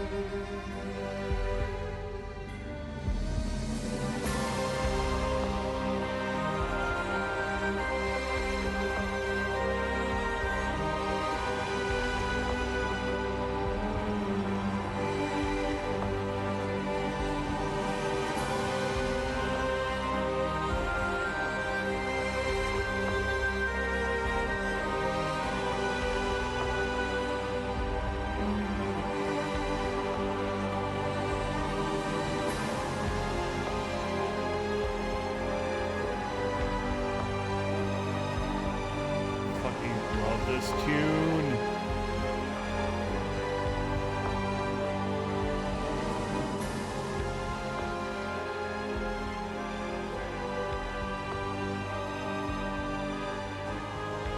Ah, it's so good. Soon done.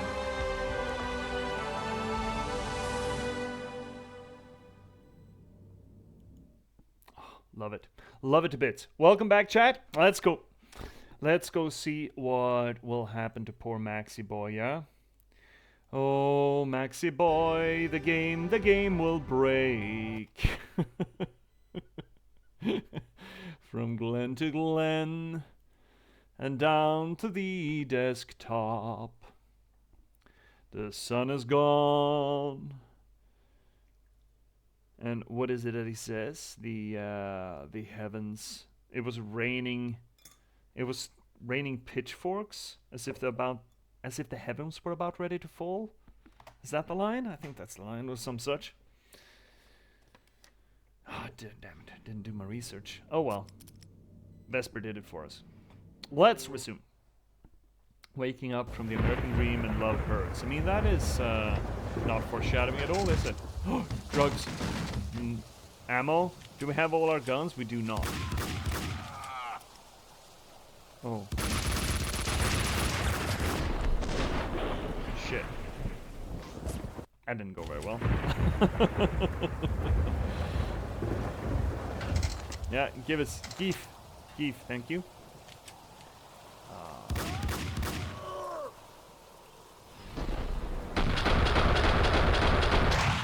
Did I get him? Got him. Shit, you piece of fuck. How do you get me with an Ingram up there, dude?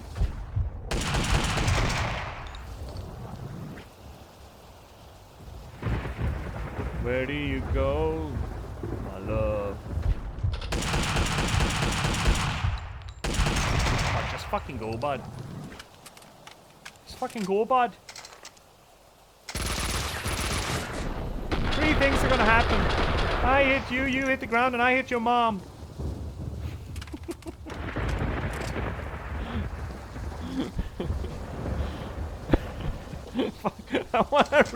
I always, whenever I hear one of the sound clips on this channel, or you know, something comes out of my mouth in regards to that, I want to just rewatch Letterkenny again.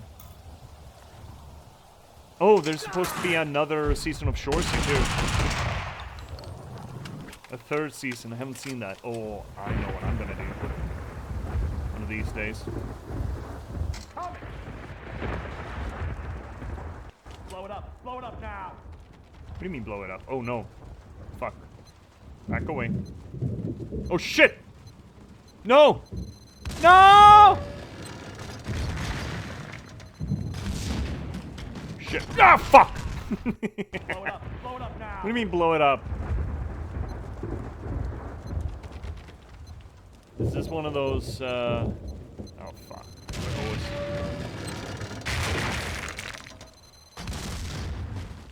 Oh shit, shit, shit! It's all falling! London Bridge is falling down. Falling now! Where do we sit? Where do we keep ourselves safe here? Blow it up now! How do we do this? Do we... No? Just stand here? Yeah, stand here, I think. Yeah, this is probably gonna be safe, right? Obviously. Look, it's all safe. Safe as safe can be. Look how safe it is. Whoa, shit, hi friend.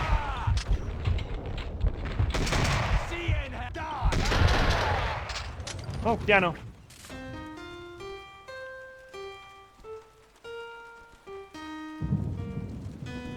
Max is only slightly worse at the piano than I am.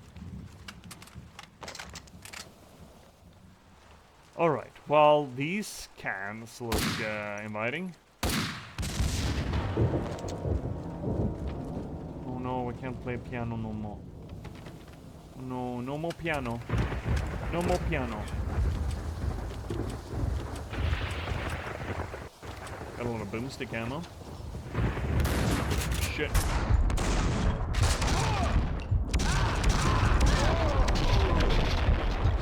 This works better when you don't have... Oh shit. Max, hold on. Oh, thank you, Mona. Who the fuck? Oh, that's Mona. Sorry, Mona. Sorry, Mona.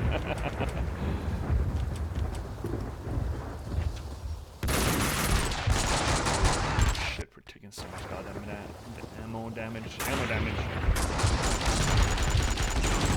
God. Can you guys fucking not?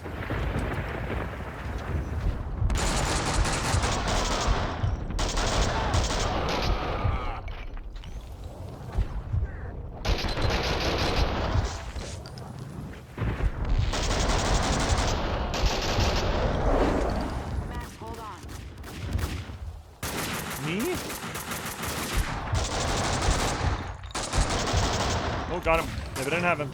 That's a steep roof, though. Holy fuck, that's a steep roof. I'll climb down. No, stay there. I'll take the first floor, you take the second. Okay.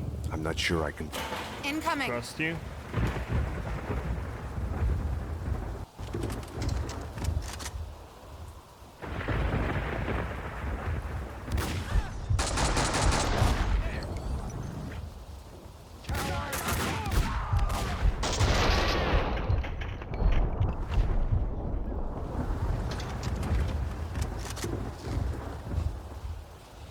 Where's all your drugs? Boys, where are all your drugs at? Bring out your drugs. Doom. Bring out your drugs. I mean, he is a pill popper. He has some. Behind me, in the darkness, the manor house burned like Nero's row. Lots of ladies. My Lord Valentine taught me who I was. He showed me life, the meaning of being a lady. Took me out to the world, waiting beyond the secluded garden of my childhood home. You mean you're homeless now? Are you really a lady? He gave me the seed that grew into my greatest treasure. You gave me the seed, eh? My little Valentine. It's a little bit weird. It happened years ago, but I can still hear the voice of my lord calling out to me, saying, "My lady." My lady. As you wish. Oh, the epic conclusion. Oh, drugs. Fuck yes. I wonder why they had so many painkillers right in front of the Lord of the Ladies rerun. Right? Isn't that a little bit weird? I could have been up for that. Oh, shit. Oh, shit. That didn't go very well. Fucked that up, didn't we?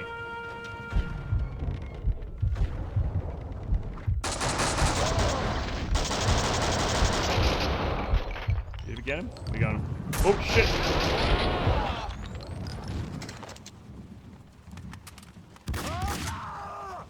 Oh, thanks, Mona. Dude, stop. Stop shooting my girlfriend.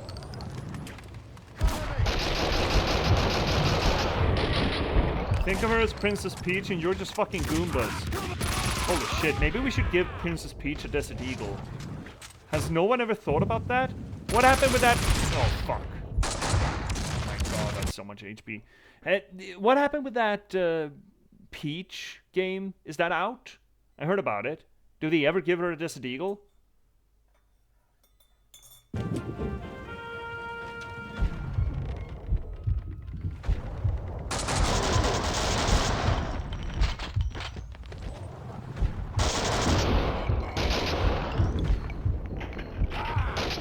No? Where the fuck's the dude? There was the dude. Save.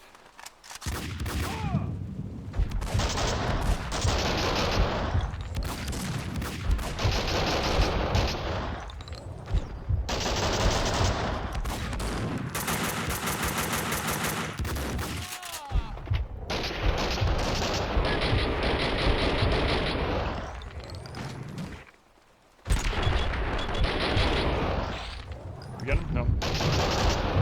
There we go. What now? We work our way deeper into the building. Look for Woden or Vlad. All right. Why is she taking orders from us? Oh, hi friends! Jesus H. You okay? You okay? Are you alright, buds? Oh shit! More buds! Shit, more buds. Oh my god, Mona, they kind of tagged us. A little bit. They tagged us a bit. Imagine Bowser tries to kidnap her and she just pulls out the yeah, with fucking. Oh, there's gotta be porn of that, if nothing else, right? What is it, Rule 36? There's gotta be something about that. Peach just fuck no, dude. I'm done.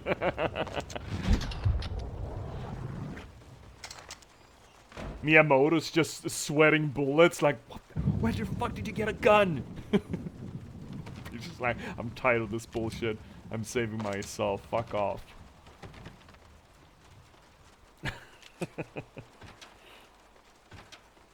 Cover me! Damn! Where am I? Where the fuck the man? Oh.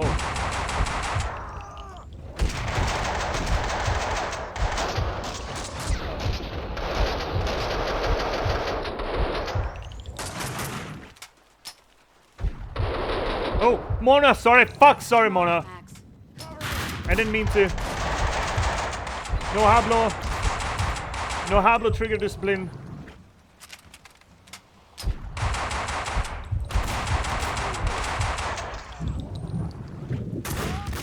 Keep going. Let's check the other wing. Right. Did you see how I just barely missed her?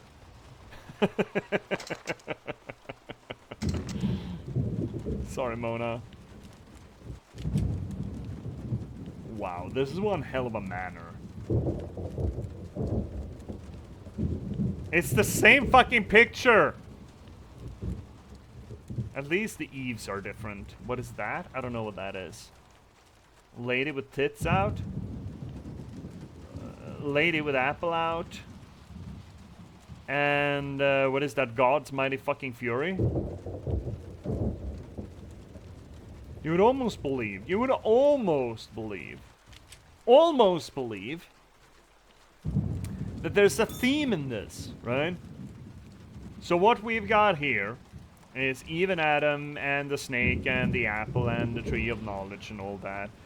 Which is sort of evokes, you know, the ideas of hereditary sin and original sin, which is unfortunately associated to women. Women leading men, otherwise good men, otherwise such good boys, into questionable decisions. Decisions that the men would have never ever done if it wasn't for the meanie girls, right? Unfortunate association. And an unfortunate reaffirmment of the whole femme fatale trope. As if it's Mona's fault that Max is shooting up people now. I think Max should take some responsibility. I mean, Mona didn't shoot that guy in the fucking neck. That was Max.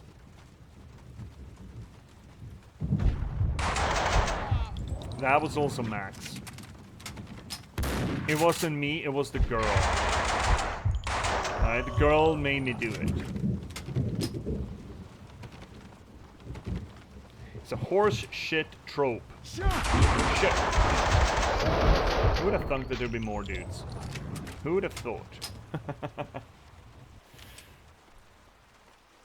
Otherwise, I can't. I mean, aesthetically, I like the femme fatale. You know, dangerous woman, self-assertive, in control of her own fate and all that. It's just the demonization of her as if she was some sort of kryptonite to man and inherently untrustworthy, I think is horseshit. And I don't actually think that Mona is that in this game, but that whole depiction of Adam and Eve sure seemed to argue the case at the very least.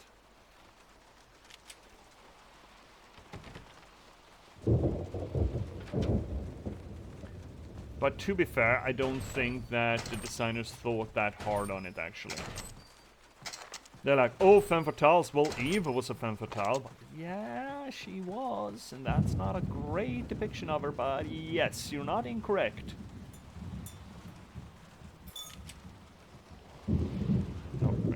Clay, dearest of all my friends, I wouldn't have it any other way.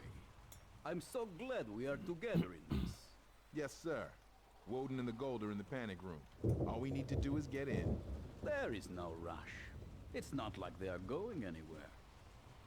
The explosives are in place, sir. We are going to make a beautiful exit. This is the beginning of a beautiful friendship. Woden's bodyguards had betrayed him and joined Vlad. There was still time. They hadn't gotten to him yet. The panic room was at the back of the manor.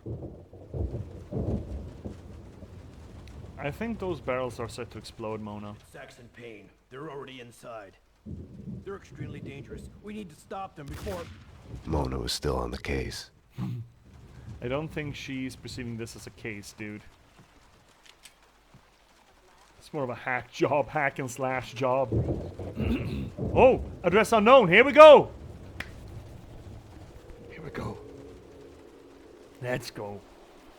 Best show, by the way. The mind-bending finale in our Return to Sender marathon. The last episode of Address Unknown ever. Ever, chat.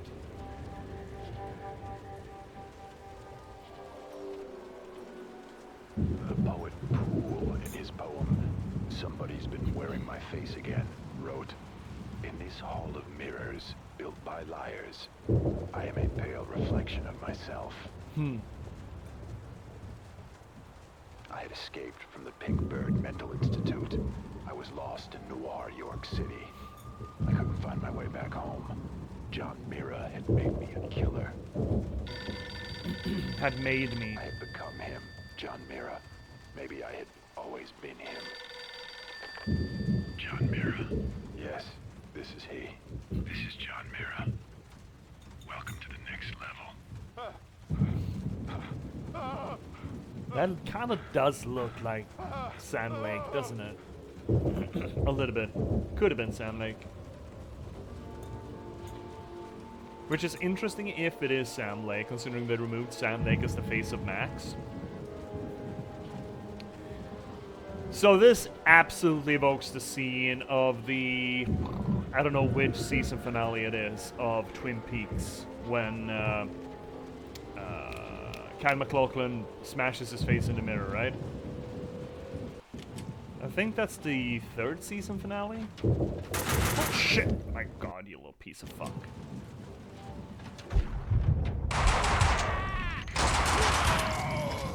Can you guys fucking not? I'm trying to preserve my fucking materials here. My dark materials, my painkillers. I need to hoard my painkillers, dude. You can't just fucking come here and have me eat my fucking painkillers. You can't just come in here and force me to use my painkillers. My hard-earned painkillers. It's not like they're littering the fucking ground, you know, or anything. Didn't like that one. That can was looking at me funny. Where is that? Down there? That's a shitty place to hang around.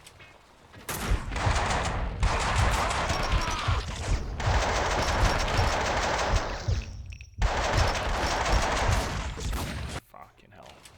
Bonk. Shoot him in the dick. Shoot him in the dick! Shoot his dick out! We get him? Got them both, right? Okay, we got them both. There's another one. Oh, you're up! Oh my god, are you for fucking real? Hi? No, go away. The other way.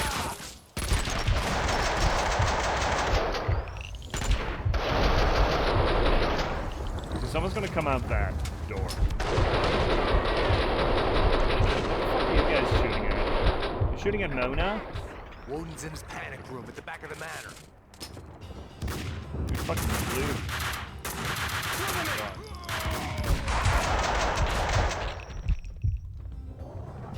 I would have loved to go loot those guys, but apparently we're not doing that. Up ahead. See you there.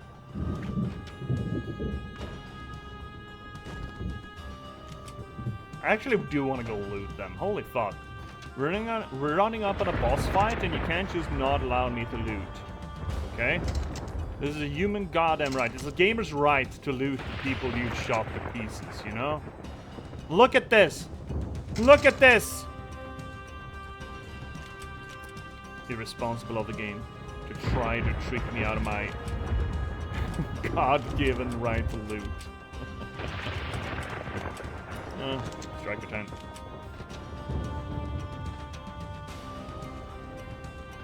This is a big yellow. I guess they're not red, so they can't be explosive, right?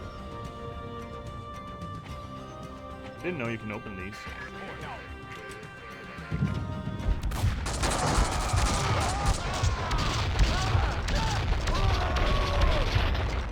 Fucking take it. Okay, she got him. Got them all. Mona's putting in more work than we are.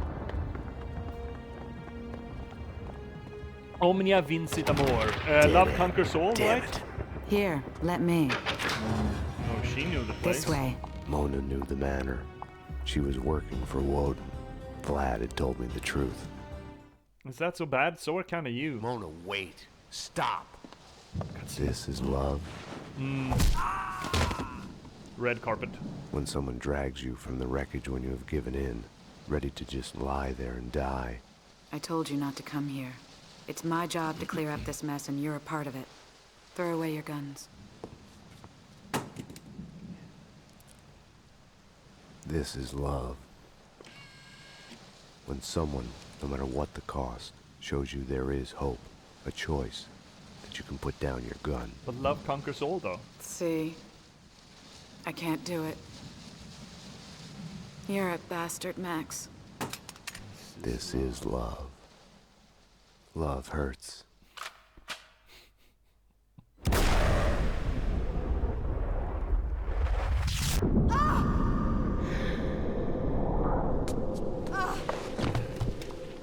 I was so looking forward to you two killing each other. You can't have everything. I had been here before. Ground Zero. You are making me look incompetent by refusing to die. Stop. I am sorry. Enough. A bomb went off in my head. The bullet lodged in my brain moved a fatal, microscopic distance. That old familiar feeling, it's called. The killing has gone too far. I have only begun. It's better to reign in hell than serve in heaven. You flatter yourself. Yeah, you really do. Demented fool!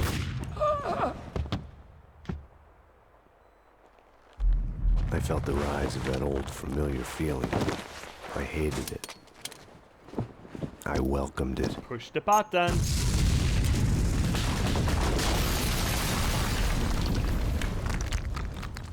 Everything was clear again. No more ambiguities, no more questions. No gun when you need one. Why do you keep carrying around? Huh? Why do you keep carrying it? Oh my god, that's a blinged out deagle. Why do you keep carrying around the One last thing trigger? left to do. The detonator. I was compelled to give Vlad his gun back. One bullet at a time. He's behind me. Oh my god. Okay, save. Quickly throw ourselves back here because we got things to talk about before we head on with the finale. So what we had over the wall, over the door, I believe that was Love Conquers All. Which, this is love. Again, as a teenager, I'll love this passage, and it is good. Notice again that we got a lot of white in the background. Coming up until this segment. Where there's a very, very red carpet. On the previous stream, we associated red with guilt. It's that old familiar feeling that, well, not that old familiar feeling that he's talking about, but that thing that is so familiar to Max that he just washed over his background, flushed his background when he shot Winterson. Flashing red, and it's evoking the aesthetic of some of the pictures and promotional material of Max Payne 1. And here, that guilt is coming up from below in panel 3. It's welling up again. I think that is not... I don't think this is a coincidence. It's just a red carpet. I think they are cognizant of the fact, the graphical artists here. Either case, we can absolutely read it as such. Here, that guilt is coming back up. It's threatening to billow up through him again. Why have some of the panels gone? This is love. When someone drags you from the wreckage, when you have given in, ready to just lie there and die. Someone won't accept your crestfallenness. Look at this femme fatale. Oh my god. Look at that power stance. Sort of reads like a 70s gun show manual kind of thing, you know? I told you not to come here. Yeah. She did. She tried to tell us. She did try. And this is love. When someone, no matter the cost, shows you that there's hope, a choice that you can put down your gun. I mean, she didn't argue very hard with us, to be fair. And, of course, the big, bad femme fatale. I mean, this is sort of a red herring. This is a little bit of a bait and switch, isn't it? The woman that we have been, through trope knowledge, trope savvy, we've been taught that this is not a trustworthy woman. She hasn't shown us that she isn't trustworthy. She hasn't outwardly lied to us, technically, I think. But the game, in its framing, in its trope network, in its noir genre, has told us this is a woman that is not healthy for Max. This is a woman that's going to get him killed. Right? That is what we've been told. And then we're given this scene where she brains him. Notice that she doesn't just blow his brains out, because she's done that to other people. She smacks him though real good, which I feel is not really responsible, considering he already has a bullet in his head. But, you know, brain trauma isn't in reality what it is in games. And then she stands there over him, prepared to pull the trigger, right? And she can't. So suddenly, the femme fatale almost flips on a fucking dime to some sort of Madonna figure instead. This unapproachable, unattainable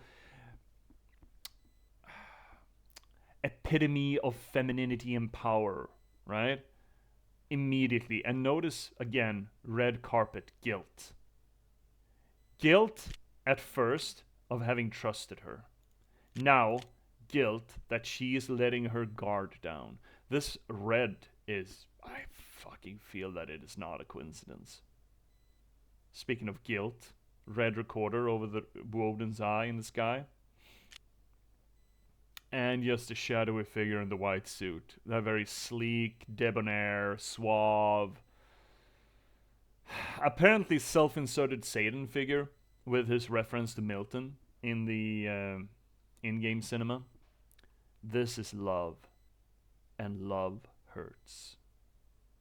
It is a bit melodramatic. I mean, all love does not necessarily equate to your lover being killed, but I guess if you're an unlucky sod like Max, I guess it is.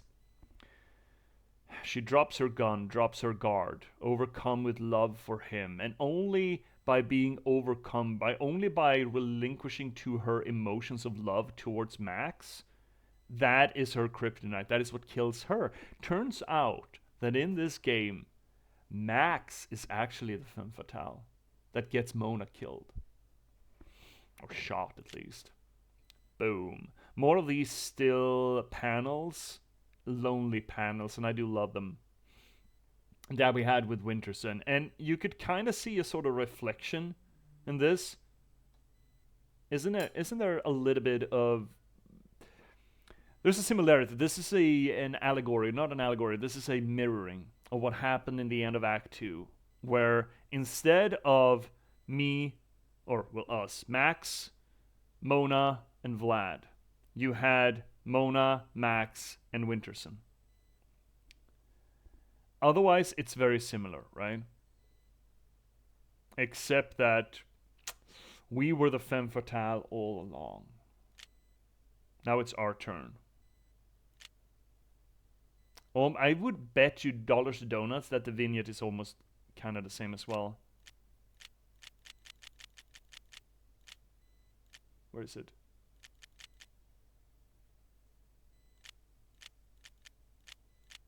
No?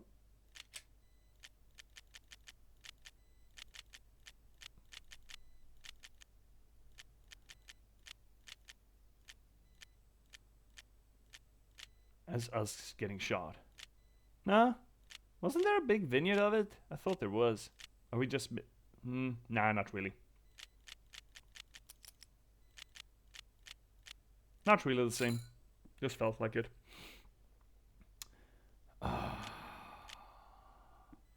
I had been here before. Ground zero. Also, notice red in the background. Guilt. He knows this. This is essentially, he finds this, his reference to, I've been this before, Ground Zero, where the bombs drop, where everything goes to hell. That old familiar feeling the chapter's called.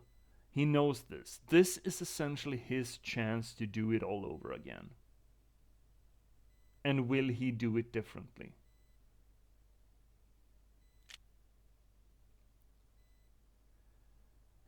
Guilt only associated to Max and Mona here. Also, she's sort of see-through a little bit there. That's an interesting touch. Almost ghostly in her visage. The other two are not afflicted with the red. Only Max. And give me a gun! Die! Die!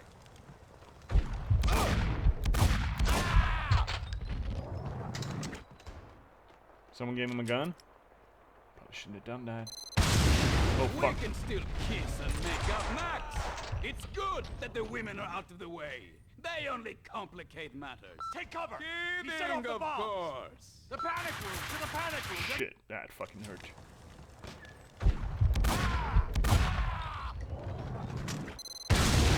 We can still kiss and make up, Max!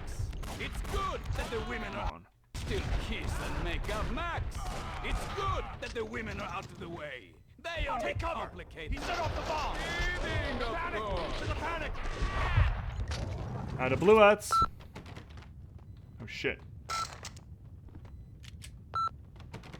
Oh fuck. Oh no, we fucked it up. I think we fucked it up. I think we host ourselves. Shit. Yeah, we fucked ourselves.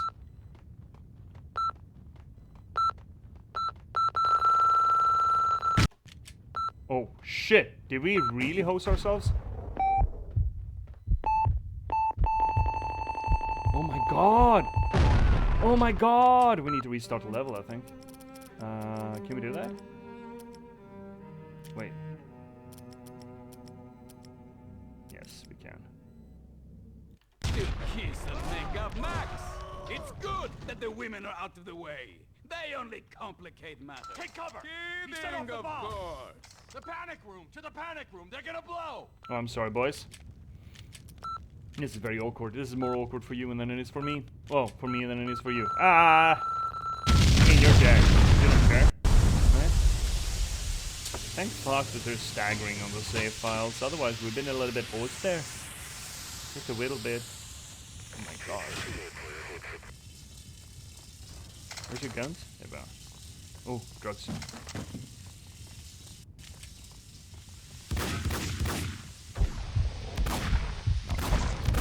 Oh, come on!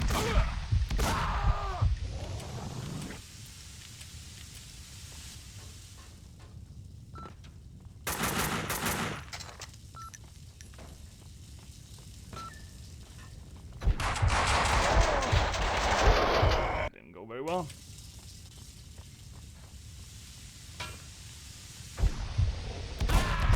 Oh, we got him in one. That's how he's supposed to do it.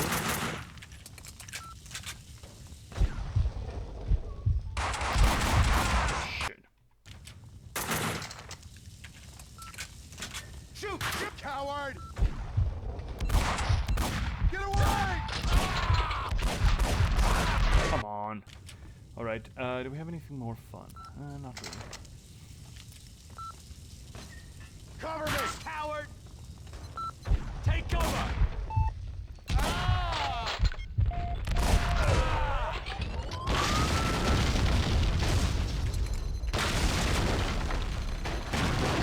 Come on.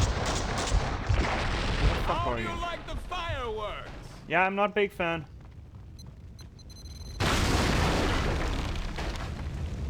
No biggie fanny.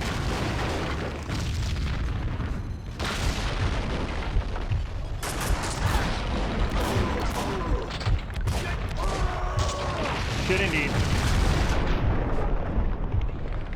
Hey! Fuck. Oh fuck! Oh fuck. Never mind. Everything is fine. Grenade! can't just wait for them. I need to go in blaze. Shoot! Come on.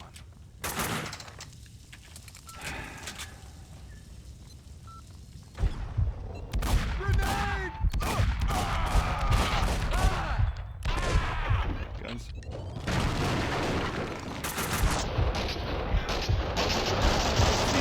Him. It's him! It's the Bingo Bango Bongo with a big B. Big B Vlad. Come on!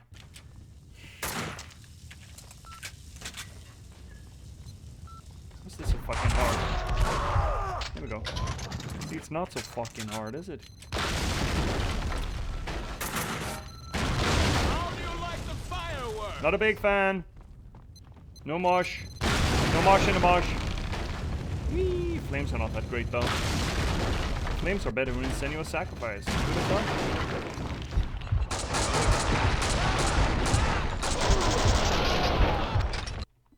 Better. Oh my fuck. I told you we could do better.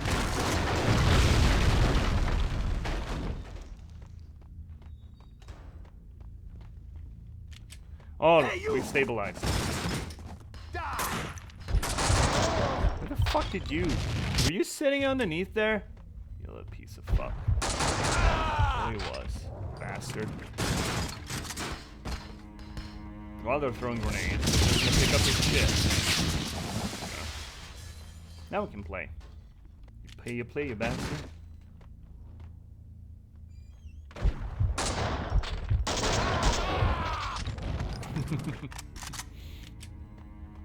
I'm beginning to feel like third-person view is a superpower. I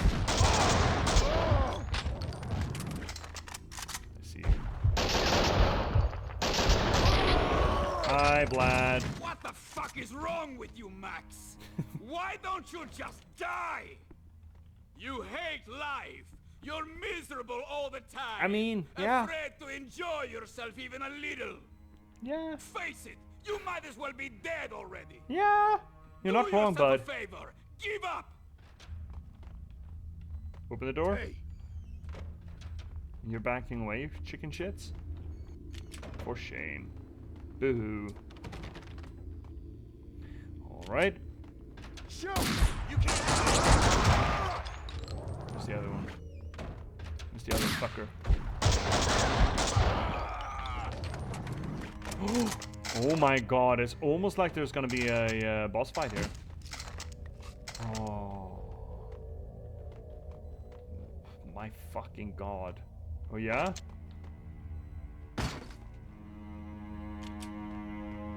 Who's been calling? You've reached the voicemail of Senator Alfred Woden. Please leave a message. Do senators really live like this? You have 3 new messages. Woden, Max Payne, we need to have a talk. You ask me, you still owe me. You have 2 new messages. Alfred, I told you this was a bad idea. I can understand your remorse, but this isn't helping Max. It's only making it worse. I'm not sure I can do this. I told you we had a history. I'm mad about this guy. I'm just not sure I can go through with this. You have 1 new message. I'm coming to kill you, old man. You really know how to piss me off, you know. Would it have killed you to say thank you for once in your life? To say, Vlad, my son. Can I call you my son? Because I sure do love you like one. Vlad, my son. You are a true prodigy. Everything you touch turns to gold. Oh my god, Vlad. Oh, wait. It is going to kill you. I'm done doing your dirty work for you. You should be proud. I have learned all you've taught me. I'm coming to show you. Huh? No new messages. Huh? Sure, bud. Is this the boss room? I kinda think it is. Kinda think it is. Warning, keep wheelchairs and beds clear of the floor. Clear on the door, off the door. There, that makes more sense.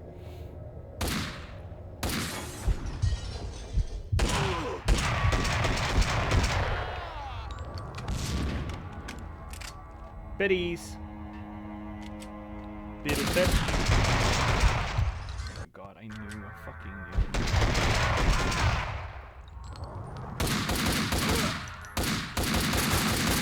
knew. My god.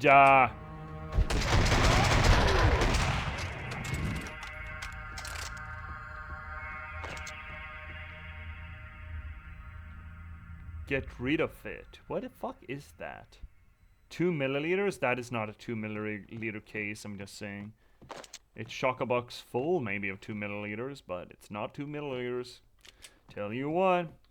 Oh, you piece of fuck.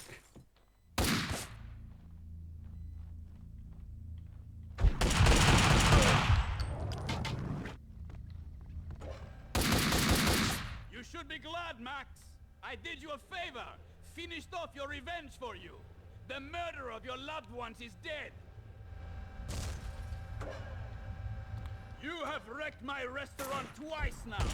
You can't be so damn uncompromising, fanatical about these things, Max. Yeah, but one of these days, it's going to get you killed. Thought that was what you liked about him, the guy.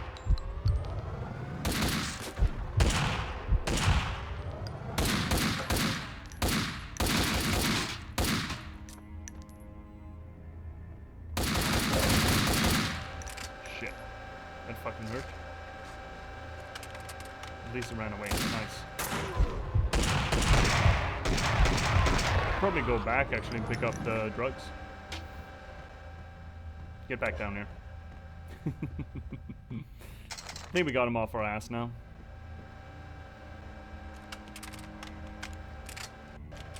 Oh, we're so close here, chat. We're so close. Get up. Get up. Stand up. Get up for your life.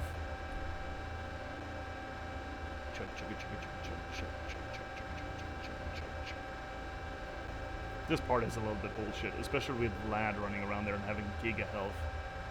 Chad health, you know? So, chat, once we're done here, after a little bit of, you know, not detox, what is the word?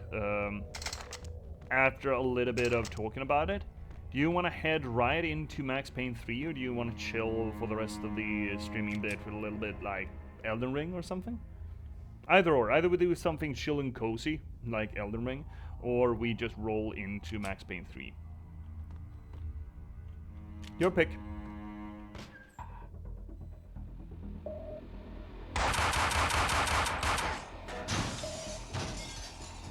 Don't worry, Max. I haven't forgotten you. Fucking Molotov cocktail. Of course he's got fucking Molotovs.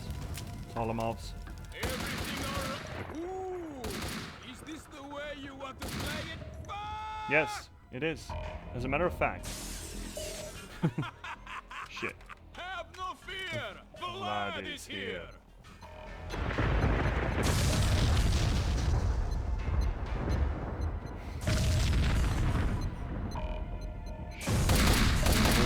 More than 2 throw off. At least it's a puzzle fight and not just, you know, let us shooting.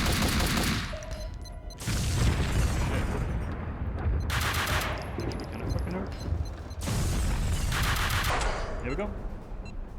Woo! Very cinematic, by the way. You cool with ending? Hi, NBC! Hi, buddy! Oh, shit. Fuck, there's more? I thought we were done. You got me there, Max, didn't you? I kinda did, but... There we go. That was... Max, dearest of all my friends. I was supposed to be the hero. Nah, that's what all the villains think.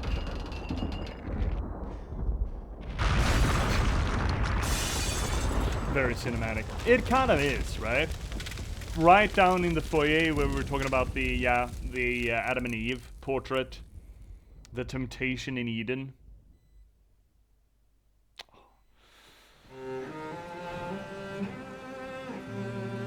The past is a gaping hole. Your only chance is to turn around and face it. but it's like kissing the lips of your dead love. Darkness waiting in the hole of your mouth.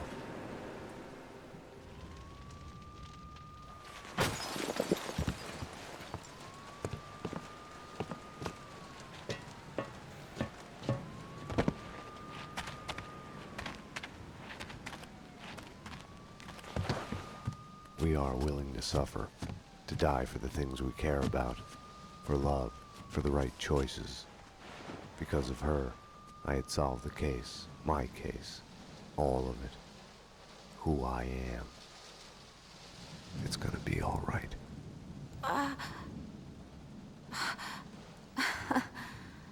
God, I turned out to be such a damsel in distress.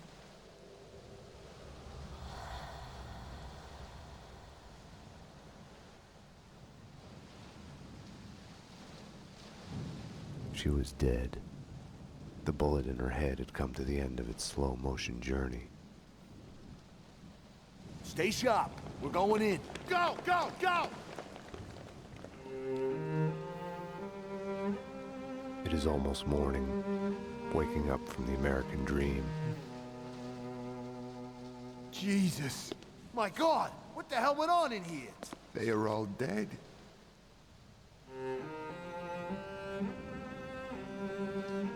Now, like all my loves, she is mine forever. She has brought me here to this moment of clarity, where time slows down and I choose to look back, to see myself. And in that act of seeing, I am reborn. Down here! This way! There! Easy. Oh my God. Got a live one here! Detective Payne? He's still alive! We need a medic in here now! He's still alive!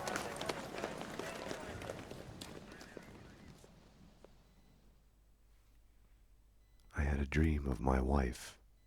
She was dead, but it was all right. Before we let this roll on, I think the graphic novel is done here. I want to talk about it before we get into the credits of it. Let's roll it back all the way here. So now essentially we are back in the beginning of the game. This is now as it was portrayed in the very beginning. And he's back to these repeating mantras. And there has been a lot of repetition where he repeats a beginning of a mantra. The past is a gaping hole has been a repetition. This is love has been a repetition.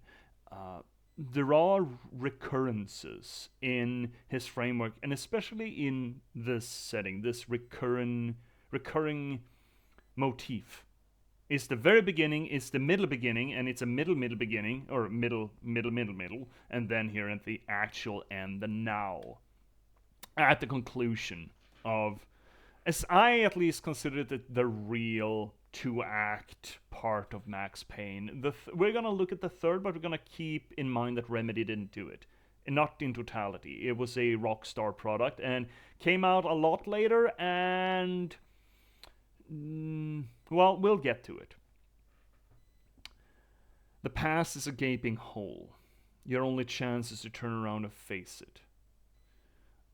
We've been here before. There was a panel in between here that spoke about these edges joining at your heels, you know? So completely different MP3A. I mean, Max Payne 3 is a different beast. We'll get to it. I think we're just going to roll into that once we're done here. We'll get to it. You will see. Everyone will see. Everyone will notice. I think James McCaffrey is back as the voice actor at least. And as, who was it who mentioned it last time, Vesper? Was it you? Was it someone else that talked about they actually called in Sam Lake for some consulting in the writing at least? So it's not a completely, vastly different product. Well, there are some overlap of the people involved in the project, but we'll get to it. Your only chance is to turn around and face it, but it's like kissing the lips of your dead love, darkness waiting in the hole of her mouth. Unfortunately, very objectifying, but then again, the whole genre of noir is sort of objectifying to the women, that they are all functions of the hero, and that is essentially also, you know, the gimmick of the revenge thriller, as it were. The woman is usually just a impetuous a stimuli for the main character, the hero, to go through this big thing. It is an unfortunate side effect of the genre that I wish people who worked with the genre made a little bit more effort with. But it is what it is. And again, this is 21 years old, so give it a little bit of leeway for that. But it is a problem to just look, to have that depiction of it, and it will get worse here, right? We've seen this before, and also when it comes to Mona, Red, as guilt. We are willing to suffer, to die for the things we care about, for love, for the right choices. Yes, we absolutely are. That's not very profound, but it is nonetheless kind of true. Because of her, I had solved the case, my case, all of it, who I am. Which essentially brings us to the initial point, right? Where the first game was Max's sense of need for revenge and him letting go was a very externalized process. He took it out on the outside world. There's very little self-reflection in Max Payne 1. And we come into Max Payne 2 that he's not really gotten through that trauma. He's not gotten through anything. He's still there, he just doesn't have any perps to shoot, essentially. And he realized that that was not a good thing, right? My externalization of my grief was not a good thing. And we talked about this game being an internalization of it, which we basically get the exclamation point here in the last panel here. I had solved the case, my case, who I am. Now he has been given the opportunity to take this in a more methodical way. He's still doing the same things. He's still killing all the dudes. He's still going through it, guns blazing, but at least now this time he's been doing so with eyes open. He hasn't been grinning his way through and just shits and giggles his way up the ladder, as it were. This time, as he said previously, every time he's pulled the trigger, he shatters himself only to rebuild himself. And now, through doing that iterative process and seeing what every step on the way does to him and trying to understand it, he now he is not complete, but he sees himself finally. And we get this one. It's gonna be all right.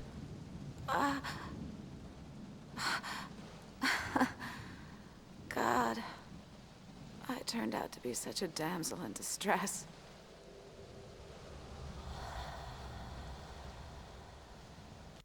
That sound design obviously is in references to her last breath, right? She dies there.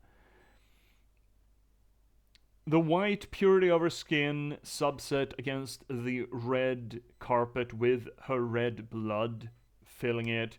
Red being a depiction of guilt or sin in the game, in the game's portrayal. You could argue here that this is she's lying on his field of guilt. And he's with her. He gets to say goodbye this time. It's gonna be all right. He gets to be there for Mona in a way that he was never permitted to be there for his wife, right? And she lets go. And her doing it in this vignette, in this panel, you could argue is also a depiction of him at least attempting in a way to let that guilt go.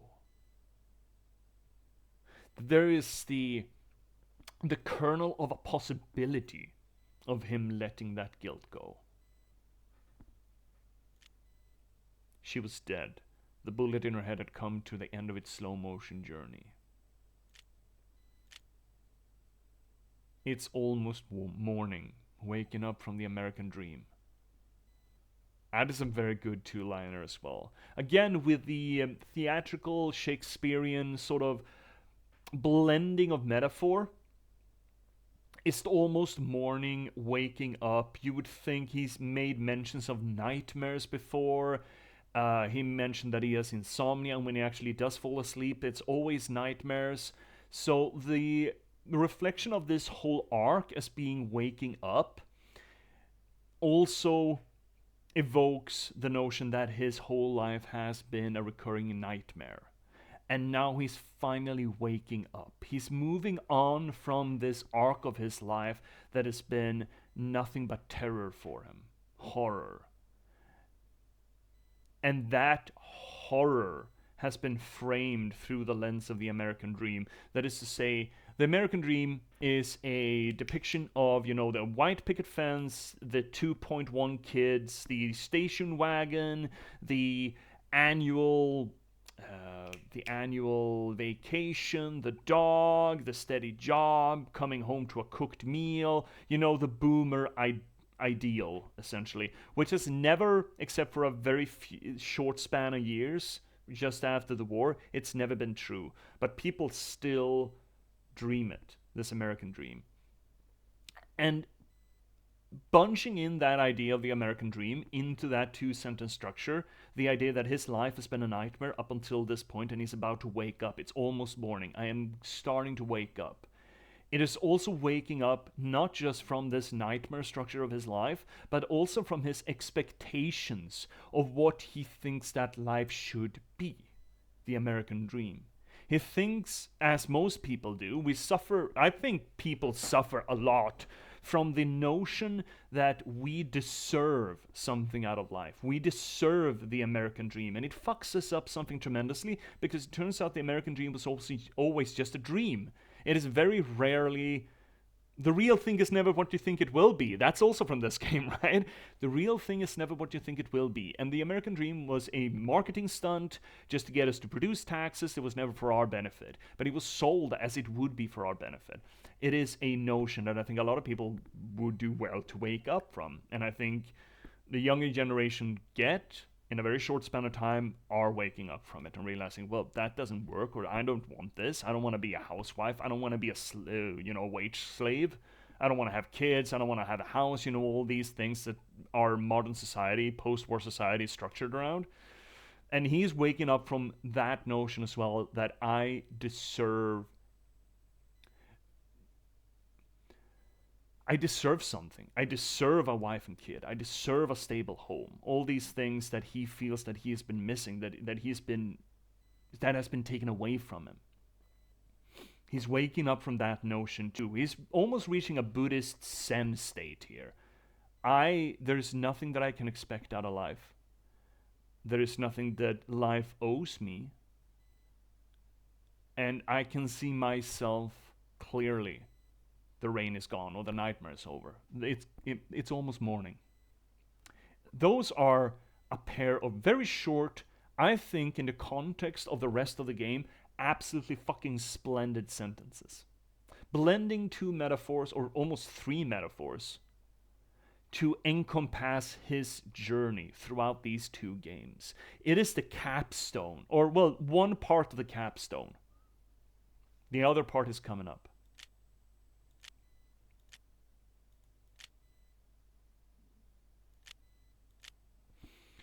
Now, like all my loves, she is mine forever.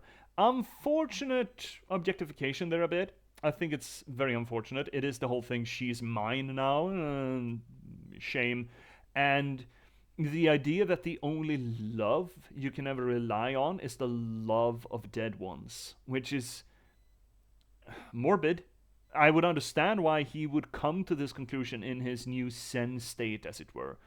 She has brought me here to this moment of clarity where time slows down and I choose to look back to see myself. In this moment of Zen, as it were. And in that act of seeing, I am reborn. A very kind of, well, again, Zen of him. Seeing life for what it is. Seeing guilt and shame and causality and love and expectations of life for what it is. And suddenly, he comes to the very seems to come to the self-destructive realization that no one else, I could never have another love than the love for the people who have left me, who are dead. Which is not necessarily very healthy, but it is certainly an evolution of his mindset. He becomes accepting of this, right? Last stage of grief. He accepts that the people he loves are dead. And I also think that it's not necessarily about Mona. Sure, he has attraction to her, he's obsessive about her, there's been a lot of love motifs, so ostensibly he loves her. And she certainly felt the same, so it is, you know, consensual. Maybe not kissing a corpse, but you know. And look at this face. There's almost relief on that face. That is a very different face from what we have seen previously. Also, the shadow sort of passing by him, is rinsing off him in a way. He is, in one way, shape, or form, at peace. And then we have the final vignette here. I had a dream of my wife. She was dead, but it was all right. He hadn't killed her for the sake of his lover. She's dead. She will always be dead. But now, finally, that is all right. It has to be. Shit! Broke the game. Fuck. Oh, does that mean I have to replay it all? Oh, no! And I just wanted to snooze the ads. Fuck! You know what, chat? In that case, I'm gonna run the ads. I'm not gonna leave. I'm gonna replay the bits. Replay it so we get back to it in case I need to redo the boss, but that's a 3-minute job. So, chat, I'm gonna run the ads. I'm not gonna throw us to break. I'm just gonna do the thing. For the YouTube viewers later for the archives, because there's a YouTube archive up now, you're just gonna get to see this again. Fuck. This is such a finicky game. Oh well. Running ads. Getting game back on. God damn it. God damn it all to hell. I guess for the subscribers. I was about to say subs, but I don't think I should say subs, referring to subscribers. I wonder what the save is. Where do you think the save is?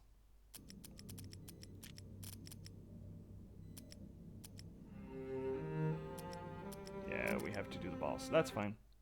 Okay, fine. Fine. Fine.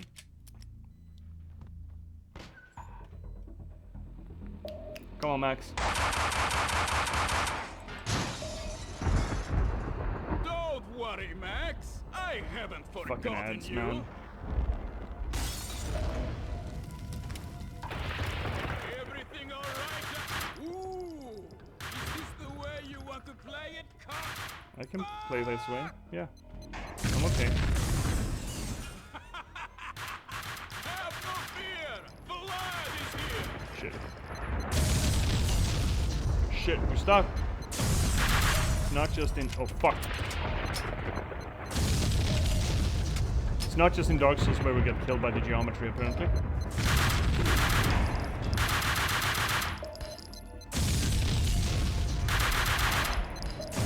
Fuck. Any fucking... Oh, come on! What is this horse shit?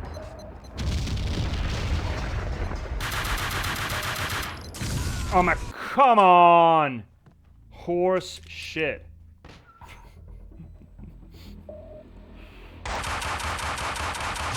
Let's go, Vlad.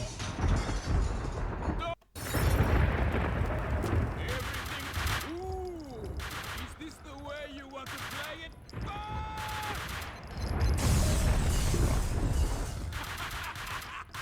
Have no fear. Why the fuck doesn't it? Oh my fuck!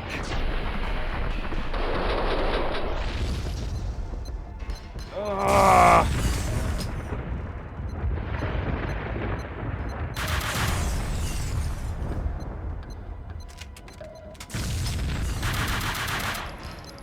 Oh my god! Geometry, for fucking out loud. Emotional conversation about the meaning of Max Payne being so rudely interrupted by having to replay the boss fight, and it absolutely just being a bastard to us for some god-awful reason. Ooh, is this the way you want to play it, cop?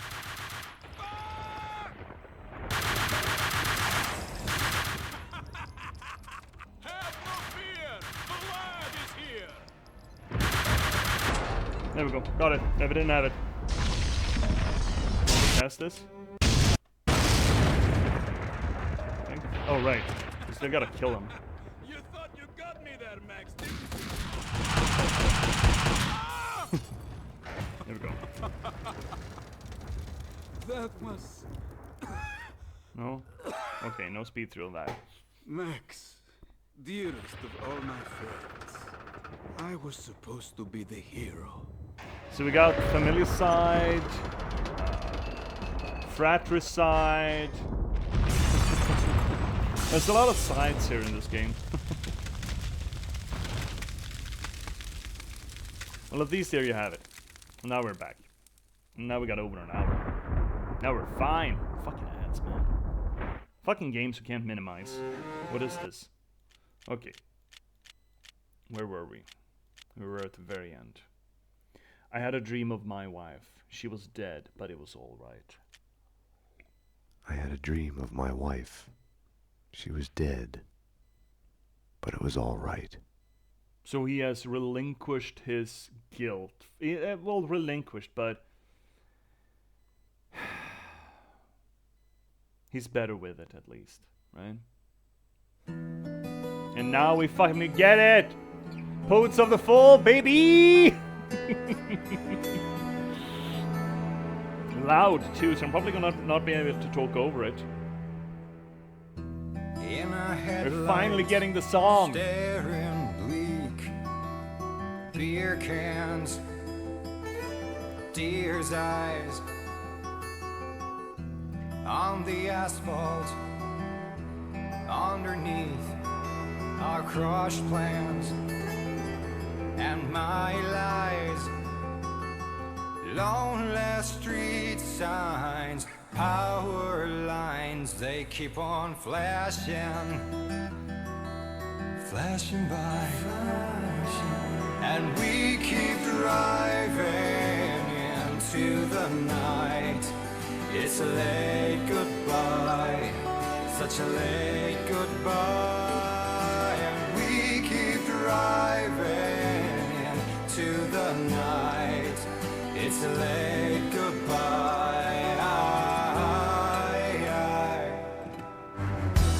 Your breath hot upon my cheek, and we crossed that line. You made me strong when I was feeling weak, and we crossed that one time. Stop signs, staring wild eyes. Kevin Conroy is one of the commandos. Is that Kevin Conroy? That's just one of the moves. Kevin fucking Conroy, boys. Into the night. Huh.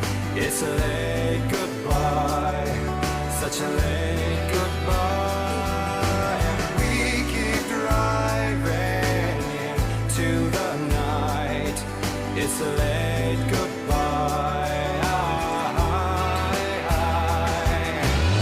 The devil grins from ear to ear when he sees the hand he's dealt us.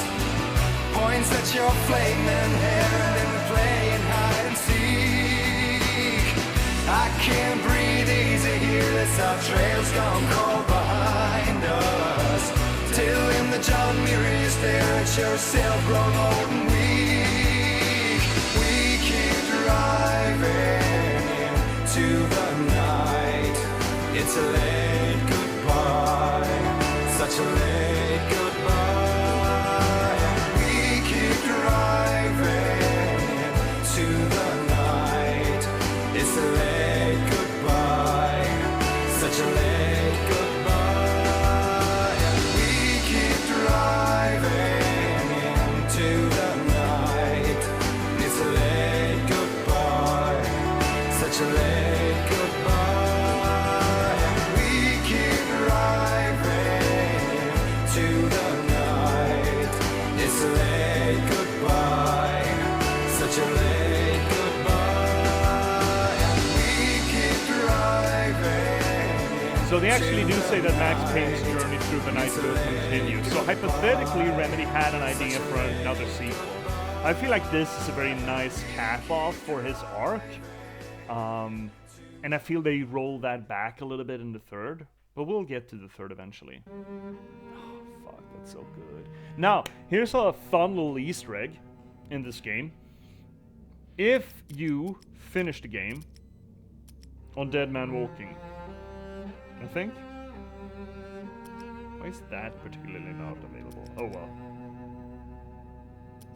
I think it is Dead Man Walking. If you finish the game on the hardest difficulty, or maybe it is Dead on Arrival, Mona actually doesn't die.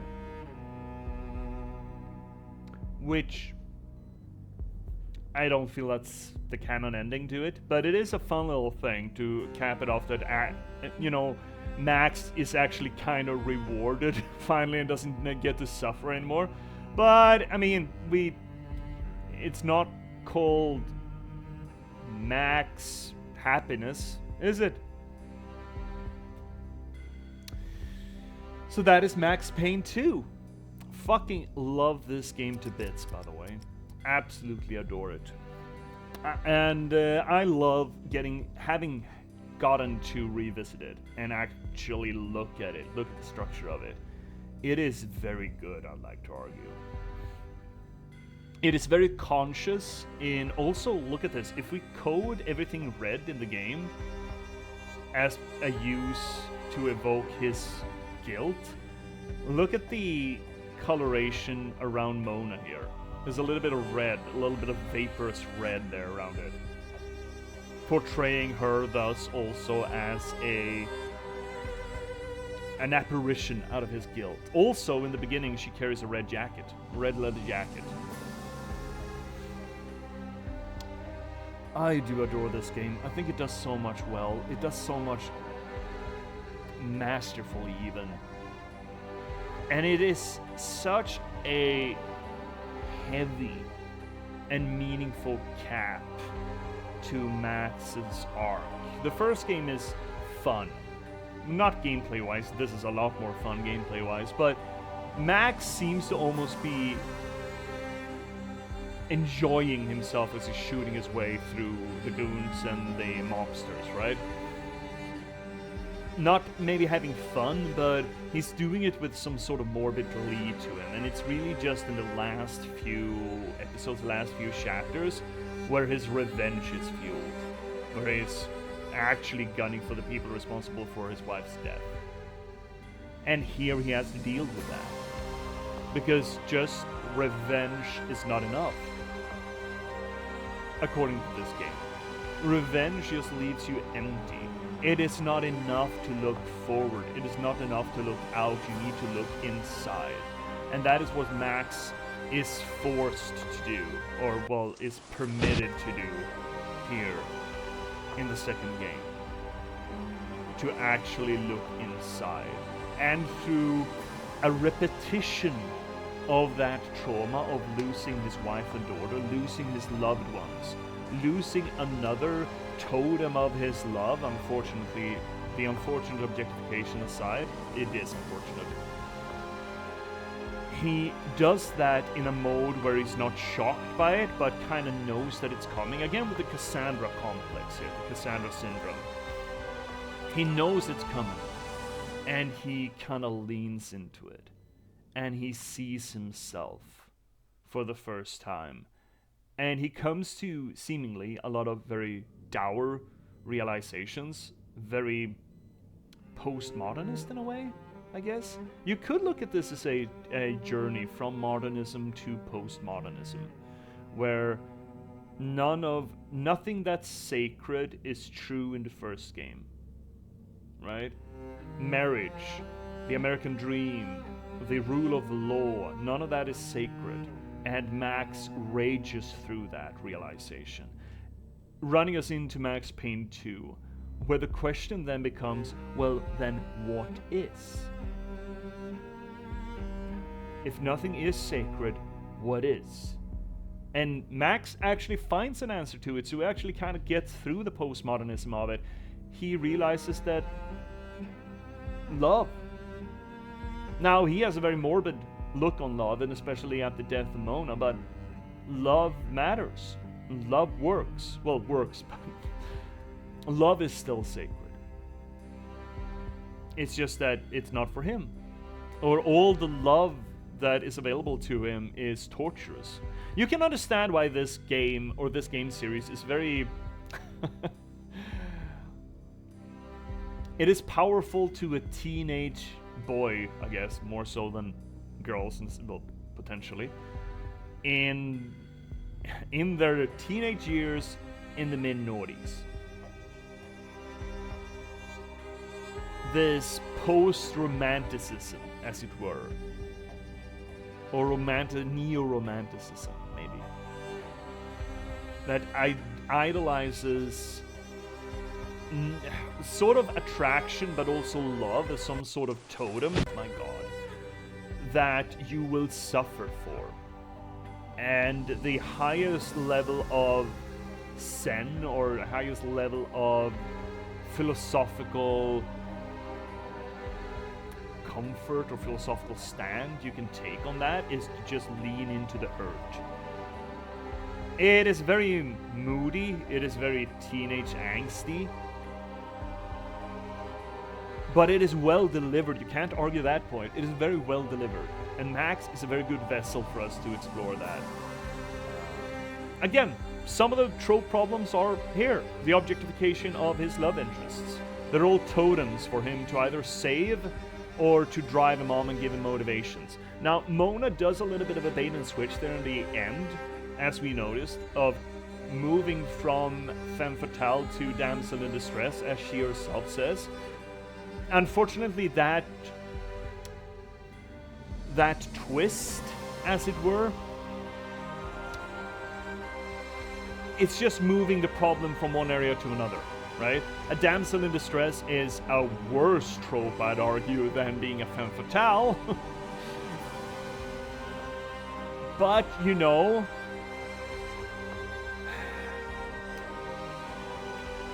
we as writers need to work hard to get out of that mindset, and it is well worth our time to look at it in the eye when we do find it. The night seemed to stretch on to eternity. I was afraid to move on. Yeah, so that is Max Payne 2. Fucking love the game. I still fucking love the game. 2 bits, even though I have some criticism to the... I mean, the criticism I have are trope criticisms, right? It's the criticism of the structure and the genre with which, or through which, Max works. The only way to change those tropes, though, or evolve them, make them grow, is to actively try to work with them. But again, this is 21 years old, and only people who are about as old as I am can appreciate how much has changed in our storytelling structure and the tropes that we use and, you know, permit and... well, we let flourish, let's say.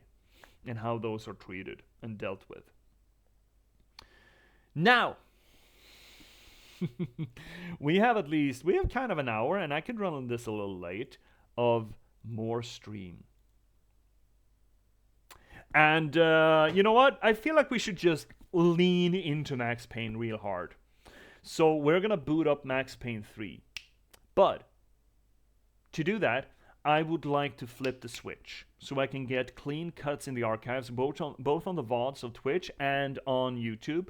So let me just, oh my fucking god, way to end the, well, not end the stream, but you know, my god.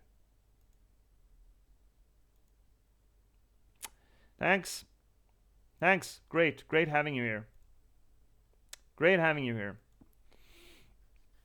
I do want to flip the switch for clean cuts, so I am gonna just flip the switch essentially. Maybe gonna give it a minute. Nah, fuck the minute. Fuck minutes. YouTube, you're gonna have to suffer without the outro. I'm gonna flip the switch for everyone's benefit, and we will be right back. Actually, I mean, we did kind of take a break. Do I need to take a break? I don't really need to take a break. Oh well, YouTube is gonna just have to suffer through it. So flip the switch and we'll be right back. Just flipping switches and changing meta here. See you real soon, chat. Please don't go anywhere.